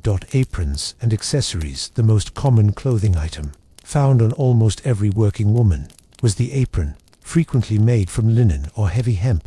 Worn belted at the waist, sometimes full length, can be used to carry grain, hold eggs, dry hands, or protect your clothes. Other accessories included leather pouches for your coins, herbs or small tools, hunting knives or shears, lashed two belts for fieldwork, rosaries or religious talismans. Even among the poor, jewelry was scarce if not missing. A tin ring, a woven bracelet, or another sort of recycled pendant is likely to be worn, especially on feasts. Festive and ceremonial clothing. The hardships, however, peasant life included moments of celebration, weddings, feast days, baptisms. Such occasions were times when women wore their very best clothes, usually handed down or borrowed within the family. A single dyed dress, blue or red, could be saved for feast days. Some may be trimmed with decorative trims or plain lace, edging around the neckline. A ribbon, a pressed flower, or a belt of woven wool might provide color. Wedding dresses weren't white, but selected for their symbolic meaning. Green to represent fertility, blue for fidelity, red for joy. A bride might don a newly washed gown, or a new chemise, should the family have the means. Maintenance, repair, and inheritance clothes were rarely discarded. They were mended endlessly, with visible stitching, recycled to make aprons, kerchiefs, or rags. Passed down, passed from mother to daughter, or between siblings. A woman's genius with a needle was not merely domestic, it was a matter of financial necessity. Even the humblest of repairs was an act of preservation. Some women even re-dyed faded garments with dye plants from home, when these were available, in order to extend their use. Rural identity through dress. Peasant clothing wasn't uniform. It depended on region, on climate, on arbitrage, on local custom. In the regions of the Alps, the women dressed in much heavier cloaks and boots lined with fur. In Mediterranean villages, cool linens and open sandals were the order of the day. In Slavic countries, aprons and headscarves were decorated with their own woven patterns. In some areas, local styles became emblems of identity. The dress of a woman might reveal not only her class, but her village, dialect, or marital status. And whereas elite garb was regulated by sumptuary laws, rural fashion was formed by land, labor, law, myths and misconceptions. The medieval concept of what peasants wore, although ingrained into the popular imagination, has been heavily influenced by manuscript margins or even woodcut prints that caricature and exaggerate, likely actually dress. Peasant women were traditionally categorized as soiled, shapeless, or ludicrous, but this is very far from the truth. They cared a lot about looks, within their reach, cleaned, carefully mended, and worn with pride for church or market. Without silks or velvet, even the way a veil was tied, the straightness of an apron, the crispness of a brushed gown, communicated much. Conclusion: beauty and utility. The attire of peasant women, however, was practical, sustainable, and deeply rooted in the land. It kept them warm, allowed them to work, denoted their life cycles, and sewed them into the rhythms of rural community. These were garments that, simple, layered, patched, and passed down, constituted a kind of tenacious beauty. They weren't rich, but they had meaning. In the fold of a faded wool gown or the frayed hem of a linen veil, there is a language of care, tradition, and quiet pride. Chapter 9 will consider the religious women, nuns, abbesses, and anchoresses, and their special clothing. What did it mean to wear devotion? What determined and regulated the habits? And what role did spiritual identity play in the texture of the monastic life? In the hush of the cloisters, the first morning light filtered through stained glass. A group of women knelt in prayer. The robes they wear are plain, but they are made with the strictest scrutiny. They are long, lean flapping habits of undyed wool or linen, and wear their heads shrouded in veils and wimples, and all you can see is their namesake serene faces. Their garments are not just fabric, they are emblematic of sacrifice, identity, and spiritual rigor. Religious women were a significant presence in medieval Europe. From austere anchoresses, who walled themselves into cells by choice, to powerful abbesses who ran great estates, their clothes both reflected and reinforced their divine roles. The chapter travels into the realm of female monastic dress that drew the line between the world and the divine. Submission and agency, earthly life and celestial aspiration. The religions of Iran, women and devotional practices. Women's religious life in medieval Christianity. There were several paths of religious life available for women in medieval Christianity. Nuns and sisters dwell in cloisters with leasted vows. Begins laywomen who lived in communities but took no vows. And hermits, women who removed themselves completely from the world. Abbesses had the same high status within female houses as did abbots within male houses. Individual color codes for their clothing reflected their orders, rules, and spiritual focus. But the common element was the notion that dress was a visible sign of renunciation, a turning from worldly vanity to divine humility. The habit, simplicity and symbolism. The habit was the signature article of clothing for women religious. Styles differed between regions and orders, but some common elements were the tunic or scapula, a baggy, ankle-length garment of undyed wool or coarse linen, garbage where censer, for all but a few orders. The scapula, a long apron-like cloth worn over the tunic, indicated work and duty. The wimple and veil. The wimple was a linen cloth around the neck and chin, attached to the sides of the face, but not under the chin. The veil, which was usually white or black, according to the order of the nuns and the time of their profession, sheltered the head, and in many cases, descended towards the shoulders and the back. The veil was the most visible indication of a woman's religious observance. The belt or cord, a rope belt or leather belt around the waist, was the most common, and signified chastity and discipline. Other orders used a three-way knot to symbolize the vows of poverty, chastity, and obedience. Footwear: simple leather sandals or shoes. Strong but unassuming. Variation among orders. Not all habits were the same. The Benedictines, one of the oldest monastic orders, were dressed in black habits, representing penance. The Cistercians, famed for their austerity, wore white wool with scapulas of black. The Black Friars were black with white tunics. Grey or brown was the color of the attire of the Poor Clares. They highlighted poverty. The Beguines, a separate lay group, frequently wore simpler versions of these clothing but did not take vows, so their dress could be less strictly controlled. Stages of profession and dress of religious women evolved to signal stages of their spiritual journey. Novices wore a single piece of veil or no veil. The full habit and veil were given at the profession of vows. For some orders, a white veil denoted a novice, and a black veil indicated a professed nun who had taken a vow of commitment for life. Abbesses could choose to wear a special mantle, or a sort of coronet that would signify their position of authority. The meaning behind the veil was deeply symbolic. It symbolized a woman's union with Christ, an obstacle between her and secular temptation. It was crown and yoke. Veiling was a sacred act, like a wedding, to validate the woman's lifelong commitment. A nun's public and private self, once hidden, was changed forever. The anchoress, the ultimate veil for some women, religious devotion translated into total enclosure. Anchoresses were women who elected to be bricked up in small cells, literally, and also metaphorically anchored to the church. Their dress was similar to the nun-like habits, but with the symbolism heightened. The anchorite's veil was a literal veil of separation from the world. In their modest clothes, their life was one of loneliness and prayer. Practicality meets piety. If the habit signified renunciation, it also made practical sense. Nuns in drafty stone cloisters were kept warm by stiff wool. Sleeves were loose, so the wearer could work by hand, spinning, cooking, gardening. The wimple covered a woman's modesty in public. Religious women often labored in hospitals, schools and scriptoria, which meant their clothing had to keep humble while providing function, clothing and community.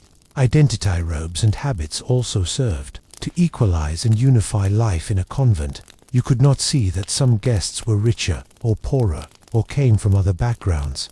This tended to enforce the idea of communal dwelling, in which all were sisters in faith and action. Yet subtle differences continued. An abbess's garment, for example, could have finer material or trim. A few novices had various belts or veils. They represented the different echelons, the age, and the position. Monastic influence on wider fashion. Interestingly, some of the elements of monastic dress also left their mark on secular fashion. In laywomen, the drape of the wimple served as the inspiration for headscarves. The simple tunic and robe forms were repeated through peasant clothing, and even into the noble class. On the other hand, religious orders would forcibly fight against fashionable excess, issuing orders against lace, embroidery, or brilliant colors, regulations, and sumptuary restrictions. The church was vigilant in preserving monastic attire from pollution.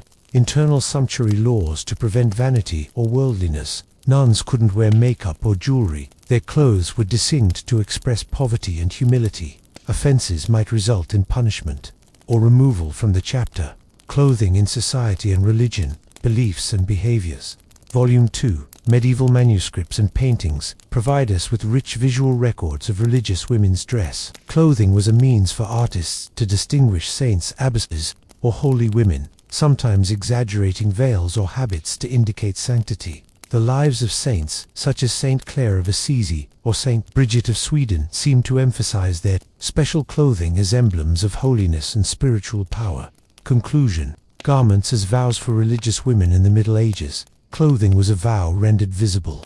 Every pleat of the habit, every tangle of the cord, was a stitch in the tapestry of faith. Their attire was distinctive, not a form of separation, but a representation of their dedication to a life that resided beyond the physical world. In the next chapter, we examine the dress of the women in the merchant and artisan classes who lived in the teeming towns and cities, juggling work, family, and social. The market was loud, people shouting prices, carts rattling over cobblestones, the scent of fresh bread competing with the acrid smell of dye vats. In that crowd there moved a woman with an intent graceful purpose. She wore a durable wool gown dyed a dark blue and a tightly cinched leather belt from which hung a small pouch. They were accompanied by a linen veil, pinched daintily, nothing too fancy, but neat and well kept. She was a merchant's wife, or a daughter of a craftsman, juggling work and family in an atmosphere of nosiness that would be instantly recognizable to any of us, if worse ever came to worse. It was both a land of opportunity and confinement for women who worked in trades and commerce in the medieval town. This chapter reaches into these women's wardrobes, neither noble nor peasant, but indispensable to the expanding urban economy.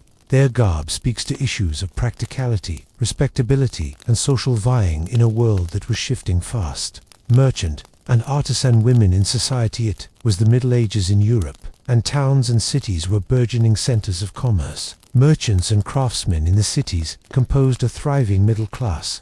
Women played vital roles, running stalls or shops, ruling, spinning, weaving, and sewing, occasionally practicing some handicraft or trade, overseeing apprentices and servants, but they were a complicated class. Women were often legally dependent on their fathers or husbands, but they could have a lot of clout through business and social links. Clothing was how these women projected their respectability without going against acceptable social norms. Materials and fabrics, good meets quality. That merchant, as well as artisan, women wore a greater variety of fabrics than peasant women. Wool was still prevalent, but higher quality wool, hardwood surfaces, and a wider variety of colors were in style. For underclothing and headgear, linen was very important, often finished with more care for urban than for rural dress, as in the example of a coif made in 1377. Cotton and silk could be had expensively, although wealthier merchants' wives in, say, seaports like Venice or Bruges might still boast a bolt or two of a trending fabric. Dyeing methods advanced in cities and produced brighter hues, deep reds from madder, rich blues from woad, and yellows from weld. What color you wore gave outward signals of wealth and piety, although sumptuary laws would stymie the brightest hues or most expensive materials. Foundations, chemise, kirtle, and gown. For me, at least, the core verse of this style is the chemise, kirtle, short gown. So the basic layering was similar to other women. Shirt, linen, washed and well made, worn next to the body. Shop women may have 2 or 3. For cleanliness' sake, kirtle, a closely fitted underdress cast from wool, or sometimes a wool-linen blend, that may have had an open front-laced waist down to permit greater ease of movement, or lacing at the side or front. Overdress, another term for the outer dress, usually of whatever length was most fashionable or practical. Sleeves could come off or roll up for work. Unlike noble women, merchant and artisan women did not generally use extravagant trains or decorations. Utility was key, but beauty counted. Clean lines, neat tailoring, and minimal adornment telegraphed respectability. Headwear, modesty and identity. Married women were required to cover their heads for modesty as well as conforming to what was customary. Common styles included, what are these? Simple linen veils pegged and lapped up to hide from head to neck. Barbets and wimples, in particular in northern Europe, cloaked the neck and covered it, and often the chin, much like a shawl. Coifs, snug-fitting caps worn under veils. The quality and tidiness of these coverings signified a woman's place in society. An artisan's wife could wear a fine white linen, and a poorer woman's veil would be rougher, less well-tended. In some communities, guild rules also regulated headwear too. Be sure women's attire covered was modest in fashion and did not mirror noble trends. Work clothing and adaptations. Craftsmen and merchants. Many craftswomen and merchants worked with their husbands or on their own. Their clothing had to accommodate physique, lifting, sewing, weaving, selling, weaving in crowded markets and factories, protection from weather and dirt. Common adaptations included short or close-fitting sleeves to prevent them from getting caught on tools or merchandise, girdles or belts for carrying small tools, keys or money purses, linen or leather aprons to save gowns, sensible shoes, durable leather, sneakers or boots. These working clothes reconciled the need for economy with respectability. Jewelry and accessories. Simple jewelry was for the most part reserved for the nobility, but it was common for merchant and artisan women to don more modest pieces that expressed something personal to the wearer. Light cloaks or veils that are secured with pins or brooches. Finger rings, sometimes with engraved initials or religious symbols. Beads or glass or valueless stones for necklaces. Bags were necessary, commonly hung on the belt. These were not just decorations, but symbols of identity, status, and even vocation. Seasonal and festive dress, like all medieval women.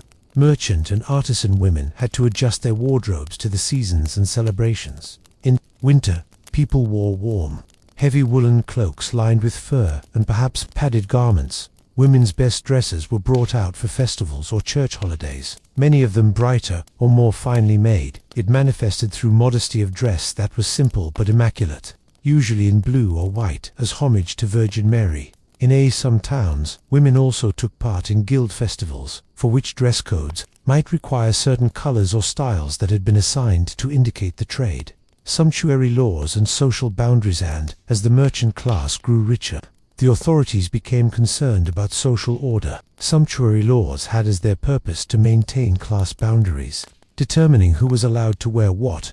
Merchant and artisan women. Merchants' and artisans' wives were frequently restrained in the use of silks, gold, and furs. Was, in short, supply of colors. The color purple and gold was for the monarch or a high level of nobility. Can't have a lot of jewelry or sequins. They were social as well as economic regulations, though merchants' women sometimes managed to get personal expression above or below the restrictions. Marriage and fashion. The merchant family had an important social role of marriage. Clothing played a role in presenting the bride's family's respectability, negotiating dowries and alliances, demonstrating moral virtue. Through modesty, few wedding dresses were tailored historically of luxurious wool, with trim of embroidery. Veils and belts were key bridal accessories, and the latter were frequently inherited as heirlooms. Literacy, fashion, and female agency among the mercantile and artisan classes. There were many literate or semi-literate women who kept accounts and wrote letters. It featured in their attire, in their growing agency. A woman who was nicely dressed at market became known as honest and capable. Those clothes were an aspect of her professional persona, a way for her to subtly communicate. Conclusion. The texture of urban womanhood. Middle class. Urban women of the Middle Ages were clothing chameleons. Their garments positioned them between peasants and nobles, and between work and socializing. Their dress was utilitarian, but also a carefully calculated declaration of identity and respectability. They wore not only their dresses, veils and belts, but also the desires of, and restraints on, their class and times. In Chapter 11, the focus will shift to the clothing of children and adolescents, and we will consider how age, and gender, and status influenced the way that children were dressed in medieval society. The sun was not yet at its zenith in the village, as it poured its light rays into a small village home, and a young girl pulled and tugged at the sleeves of her woolen kirtle, in order to dress herself for the day. Her younger brother, his coarse, linen tunic flapping on his legs, long bare in the inseam of the garment, chanted to himself as he chased a chicken around the yard. Neither wore the sumptuous attire of the nobility's courts, nor the severe habit of a religious woman. Even so, in their plain attire, the children of medieval Europe were not ageless. They wore the signifiers of family and of community, and the shape of cloth.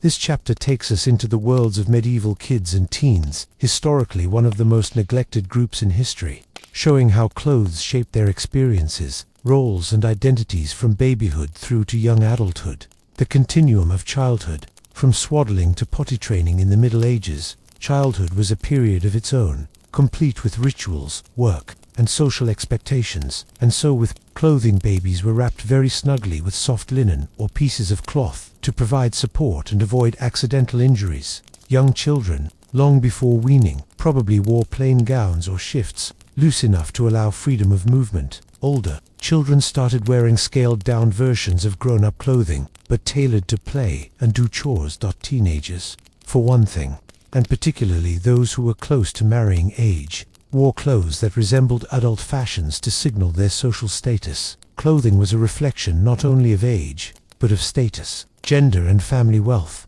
and signaled children's place in the social order. Materials and fabrics for children, practical and durable, were the greatest virtues families sought in children's clothing. Most clothing was made from wool or linen for warmth and ability to wash. More affluent families might use finer wool or imported linen. Silk or velvet kid for the little ones was in some cases unheard of and the exclusive domain of the nobility. Clothing was frequently passed down from older siblings or relatives. Patched and repurposed. It was a time when children weren't sheltered from the toils and tribulations of everyday life. Their clothes needed to be durable to withstand play, chores and everyday harsh weather. Infant clothing and swaddling. From the moment of birth, babies were swaddled an ancient practice in which long strips of linen or cloth are wrapped around the baby's body and limbs.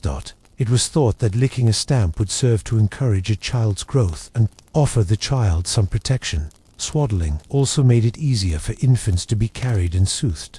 Swaddling clothes were usually ragged and dirtied a bit, sometimes embroidered with religious symbols for safety. Underneath, infants could have worn nothing more than a linen shirt or shift. We kids toddler clothes, 1 to 4 years, garments for little boys and little girls as babies became toddlers. Clothing was more relaxed for movement. The tunic or some similar form of simple dress came down to the middle of the calf for small girls. Sleeves were often short or caught at the back. Dresses tended to be unfitted or light-colored and unadorned. Boys, on their part, may have dressed in shorter tunics and hose or leggings. Clothes were functional. They were meant for crawling and then walking, for playing and being in the dirt and the mud. Histories of children's clotha and diminuture adult dress. The advent of gendered attire from 5 years of age in the majority of cases, in some after year 6. Age-graded clothes for children would start to resemble a version of adult clothes and differentiate gender at an early age. Kirtles and gowns like those of their mothers were worn by the little girls, but smaller and plainer. Tunics were worn by the boys, fastened on one side or with a girdle, and combined with hose or short breeches. Boys' clothing was more suited for play and early work training. This transition reflected societal perceptions in that children were preparing to perform adult roles. Dresses for teen. Girls growing up on fashions for teens. As girls approached adolescence, their clothing clued in others to increasing levels of maturity and social standing. Young women frequently dressed in tunics with sleeves of elbow length or longer, often with removable sleeves when required. Both of these groups veiled and wimpled to cover their hair, especially the older, thereby conveying modesty or humility. Families who could afford dyes, blues, greens and reds were popular options, might adopt richer colors. Being prepared may be reserved for hallmark ceremonies, as such as confirmation or engagement. Clothe yourselves like gentlemen. The clothing of rural American teenage boys of the 20th century. Volume 2. Teenage Life, Outfitting, and Formation of Identity. Boys' clothing also changed as they grew into adulthood. Tunics depended more and more on the style, falling below the hip or, in the case of buttoned or laced types, to mid-thigh. Hose and stockings were more commonly worn as well, and they were often accompanied by straps used to suspend small tools or pouches. Clothing turned into something functional for training for crafts, trade, or knighthood. Young boys of noble birth could start to wear badges or family crests. Footwear and accessories for children. Leather shoes or boots were a common shoe for children, often second-hand or homemade. Less fortunate children could go barefoot during the warm months. Stockings or socks were a very rare and expensive item. Hats and caps were regular, especially in cold regions, to keep child from outdoor harmful accessories such as belts, bags and minimal jewelry were few and far between. Although these items would have provided a hint of a family's wealth or social standing.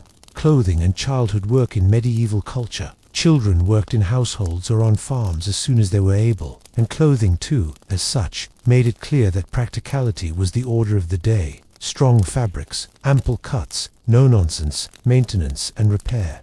Aprons worn over gowns helped keep them clean during chores, such as cooking and weaving, and protected the top layer of the dress. Boys, meanwhile, could be dressed in plain tunics and hose, suited to physical labor or apprenticeships. Clothing represented to children a means of taking on new responsibilities. Clothing for special occasions.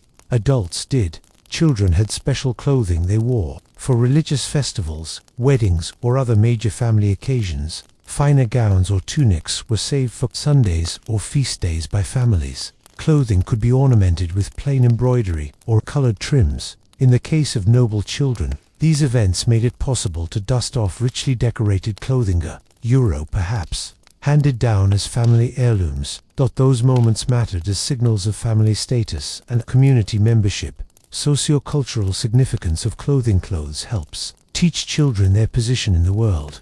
Dressing children in clothes at an early age readied them for their later social roles. Modesty and refinement was instilled by veils, belts, and layers. Clothing for both genders reinforced social norms about how girls and boys should behave and what they should do. A child's clothing was a sign of the family's values and social hierarchy. Sotha, children of fabric.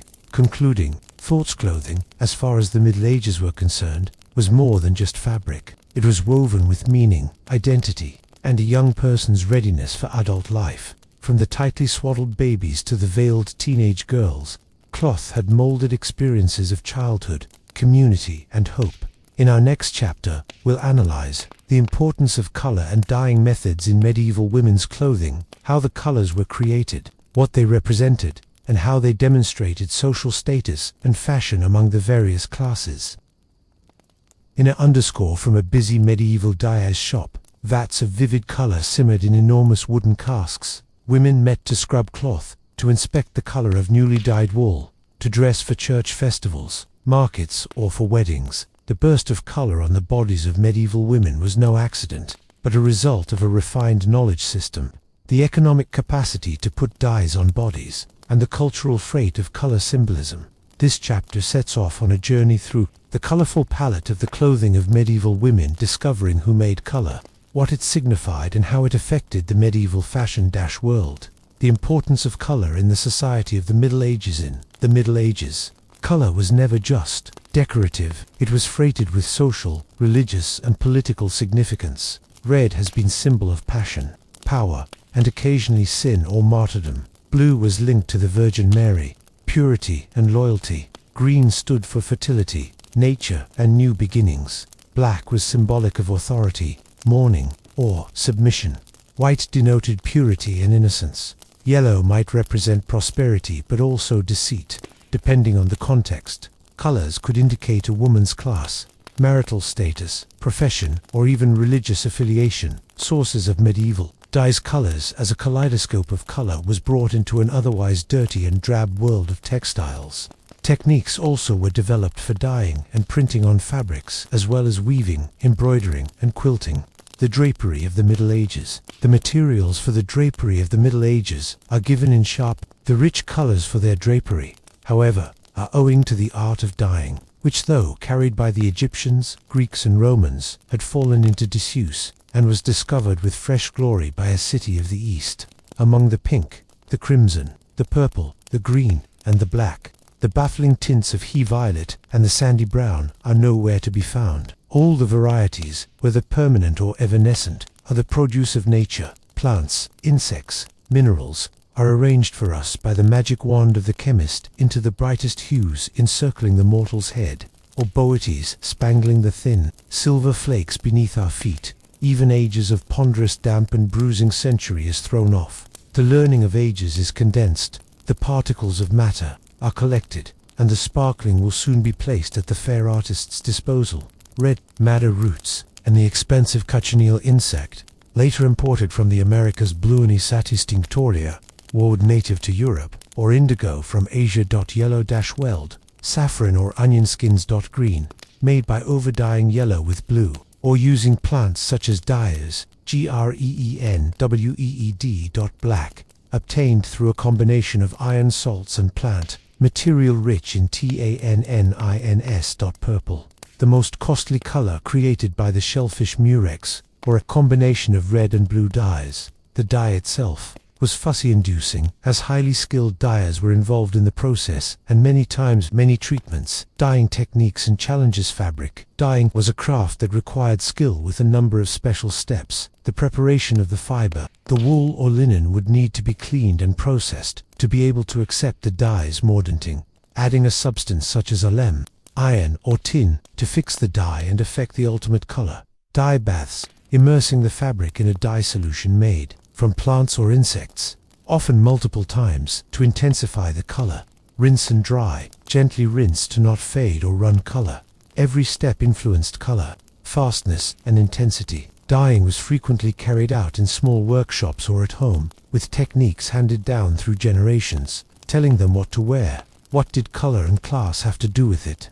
Use and availability of colors were highly dependent on one's social class and sumptuary laws. Nobility and royalty could afford to wear colors that were bright and rich, and purples, reds, and blues in particular Merchant class women's mid-range colors were blue, green and brown, the latter, as we see, somewhat scandalous. Peasant women wore largely undyed or earth-colored wool that may have been dyed with more affordable yellow or brown dyes. Sumptuary laws controlled the colors and fabrics that could be worn by individuals of each social rank, effectively preventing disguised social ambition. Color, symbolism in religious clothings. Some of the words in religious clothing had a special meaning. Nuns donned black or white, representing humility or purity. Monastic orders had their own colors. The Dominicans, for example, wore white and black, and the Franciscans brown. Rich colors in liturgical vestments reflected the church calendar. Red for martyrs' feast days, purple to mark penitence. The dress code was also used as a reference for women's clothing outside of the convents during festivities or worship. Fashion trends and colors throughout history. Tastes in color changed with the times and the influences. Natural earth tones and little or no dyes in early medieval period. In the 12th and 13th centuries, more vibrant colors were an established part of urban and noble life for women. Trade with the East brought in new dyes and techniques, and with it, color palettes, hose, gowns and veils of bright tinted hues were in vogue. The colors also signified varying tastes from north to south, as dark hues were preferred in northern Europe and brighter shades were popular in southern Europe. Problems and facts about color. Fastness. Even with the loveliness of cloth dyed in various hues, color frequently wore away under the washing and wearing by the sun. Peasant women frequently would pick undyed fustian, as they couldn't afford to have it dyed to match the rest of their outfit. Women of the nobility could ready or carefully store clothing to conserve colors. Faded colors were open to interpretation. Faded blue could represent humility. Faded red, a well-loved favorite. Dyeing at home. The women's role. Dyeing dyed textiles. In the countryside, it was usually women who dyed textiles. They foraged dye plants, developed mordants, and kept small dye pots. The art of dyeing was part of domestic economy and connected with spinning and weaving. Excellent dye work raised the status of the family and made a living by selling dyed clothes. This domestic craft linked women to the material world in the most intimate way possible, through color. Symbolism of color in women's garments. When it came to anything else, that is, things colors were used for. Marital status. Widows could choose black or white. Devotion. Marian devotion, blue veils. Seasonal markers, striking colors for spring and summer festivals. Dark hues during Lent. Colors were therefore representative of private and public identities. The legacy of medieval color. Middle Age. Colors and dyes shaped the later development of fashion and the textile industries. Traditional crafts continue to use many natural dyes today. Medieval mystique about color lingers in contemporary ceremonies and dress codes. The skills of the dyers in medieval Europe had an impact on the history of European culture. Conclusion. Spoken cloth, coloristic language for medieval women. Clothing was not just about fabric or cut, but a living canvas of color, dyed with meaning, status, and identity. The bright crimsons and deep indigos, the earthy goatherds browns, all recounted tales of commerce, faith, tradition, and haberdashery, spun into the very fabric of medieval life. In our conclusion in Chapter 13, we will consider the legacy of medieval women's clothes in modern fashion and cultural memory, how these threads linger still. Centuries have separated us from the worry markets, the silent cloisters, the simple fields where medieval women lived, worked, and dressed with intention, artistry, and significance. But the threads they wove of fabrics and silhouettes, fashion and identity still send ripples out into the ages, affecting contemporary style, art, and cultural imagining.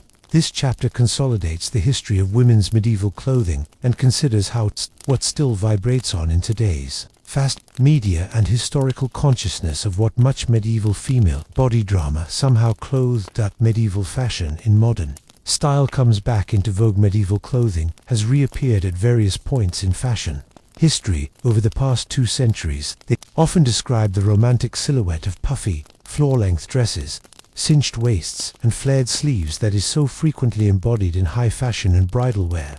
Natural fiber, hand embroidery, and artisanal dyeing techniques summon the medieval textile arts. Designers have been taking cues from historical costume this year, merging medieval styles with contemporary fashion. Runway shows. Renaissance fairs, and cosplay culture have all helped celebrate medieval dress, blurring the line between history and make-believe. Historical accuracy vs fantasy in costuming. Medieval wear tends to be romanticized in popular portrayals. The flowing velvet gowns, ornate jewelry, and silky silks you see in shows or movies looking at you.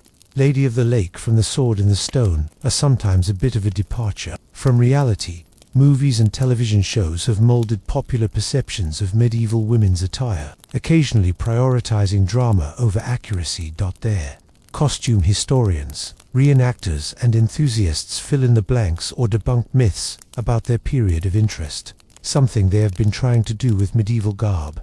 Disputing the line between fidelity to fact and license for fiction is a tension ripe for dialectic. Fashion in the Middle Ages in museums and academia. Medieval textiles which have survived are rare and precious, and fragments, embroideries, and accessories conveying the workmanship of the period are preserved in museums all over the world. Exhibitions typically emphasize noble women's dress, but research is expanding in the area of wyomem, one's peasant, and religious attire.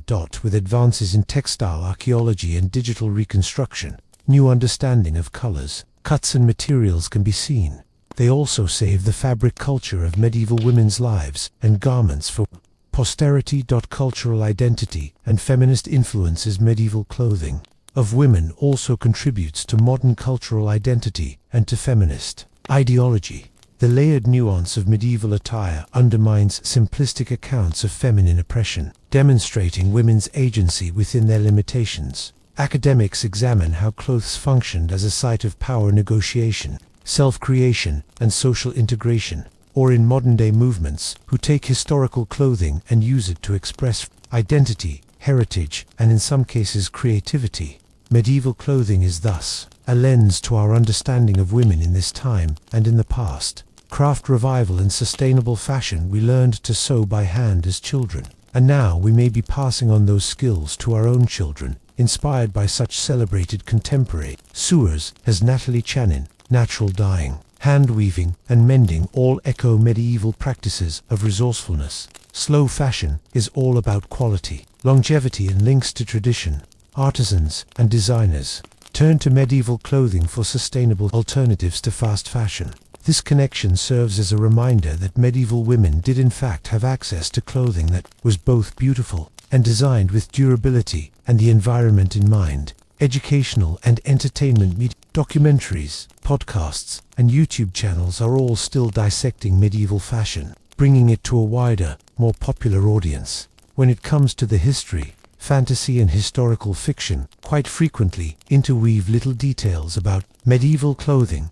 Online communities spread research tutorials and recreations, generating global interest. This long-term engagement has kept medieval women's wear ticking over in the public imagination. Personal and communal memory. Medieval clothing is for some an item of personal and even community meaning. In areas of strong medieval heritage, a local style of costume known as folklore often emerged, which included elements of medieval dress. Reenactment groups and festivals provide opportunities to explore history in a way. Heirloom garments inspired by medieval silhouettes are handed down through families. It is through these links that medieval clothing is still woven into cultural cloth. Challenges and prospects for further research. There are exceptions that go some way to correct these deficiencies, yet much about the clothing of medieval women remains understudied. The dress of ordinary women, in particular, has hitherto been neglected.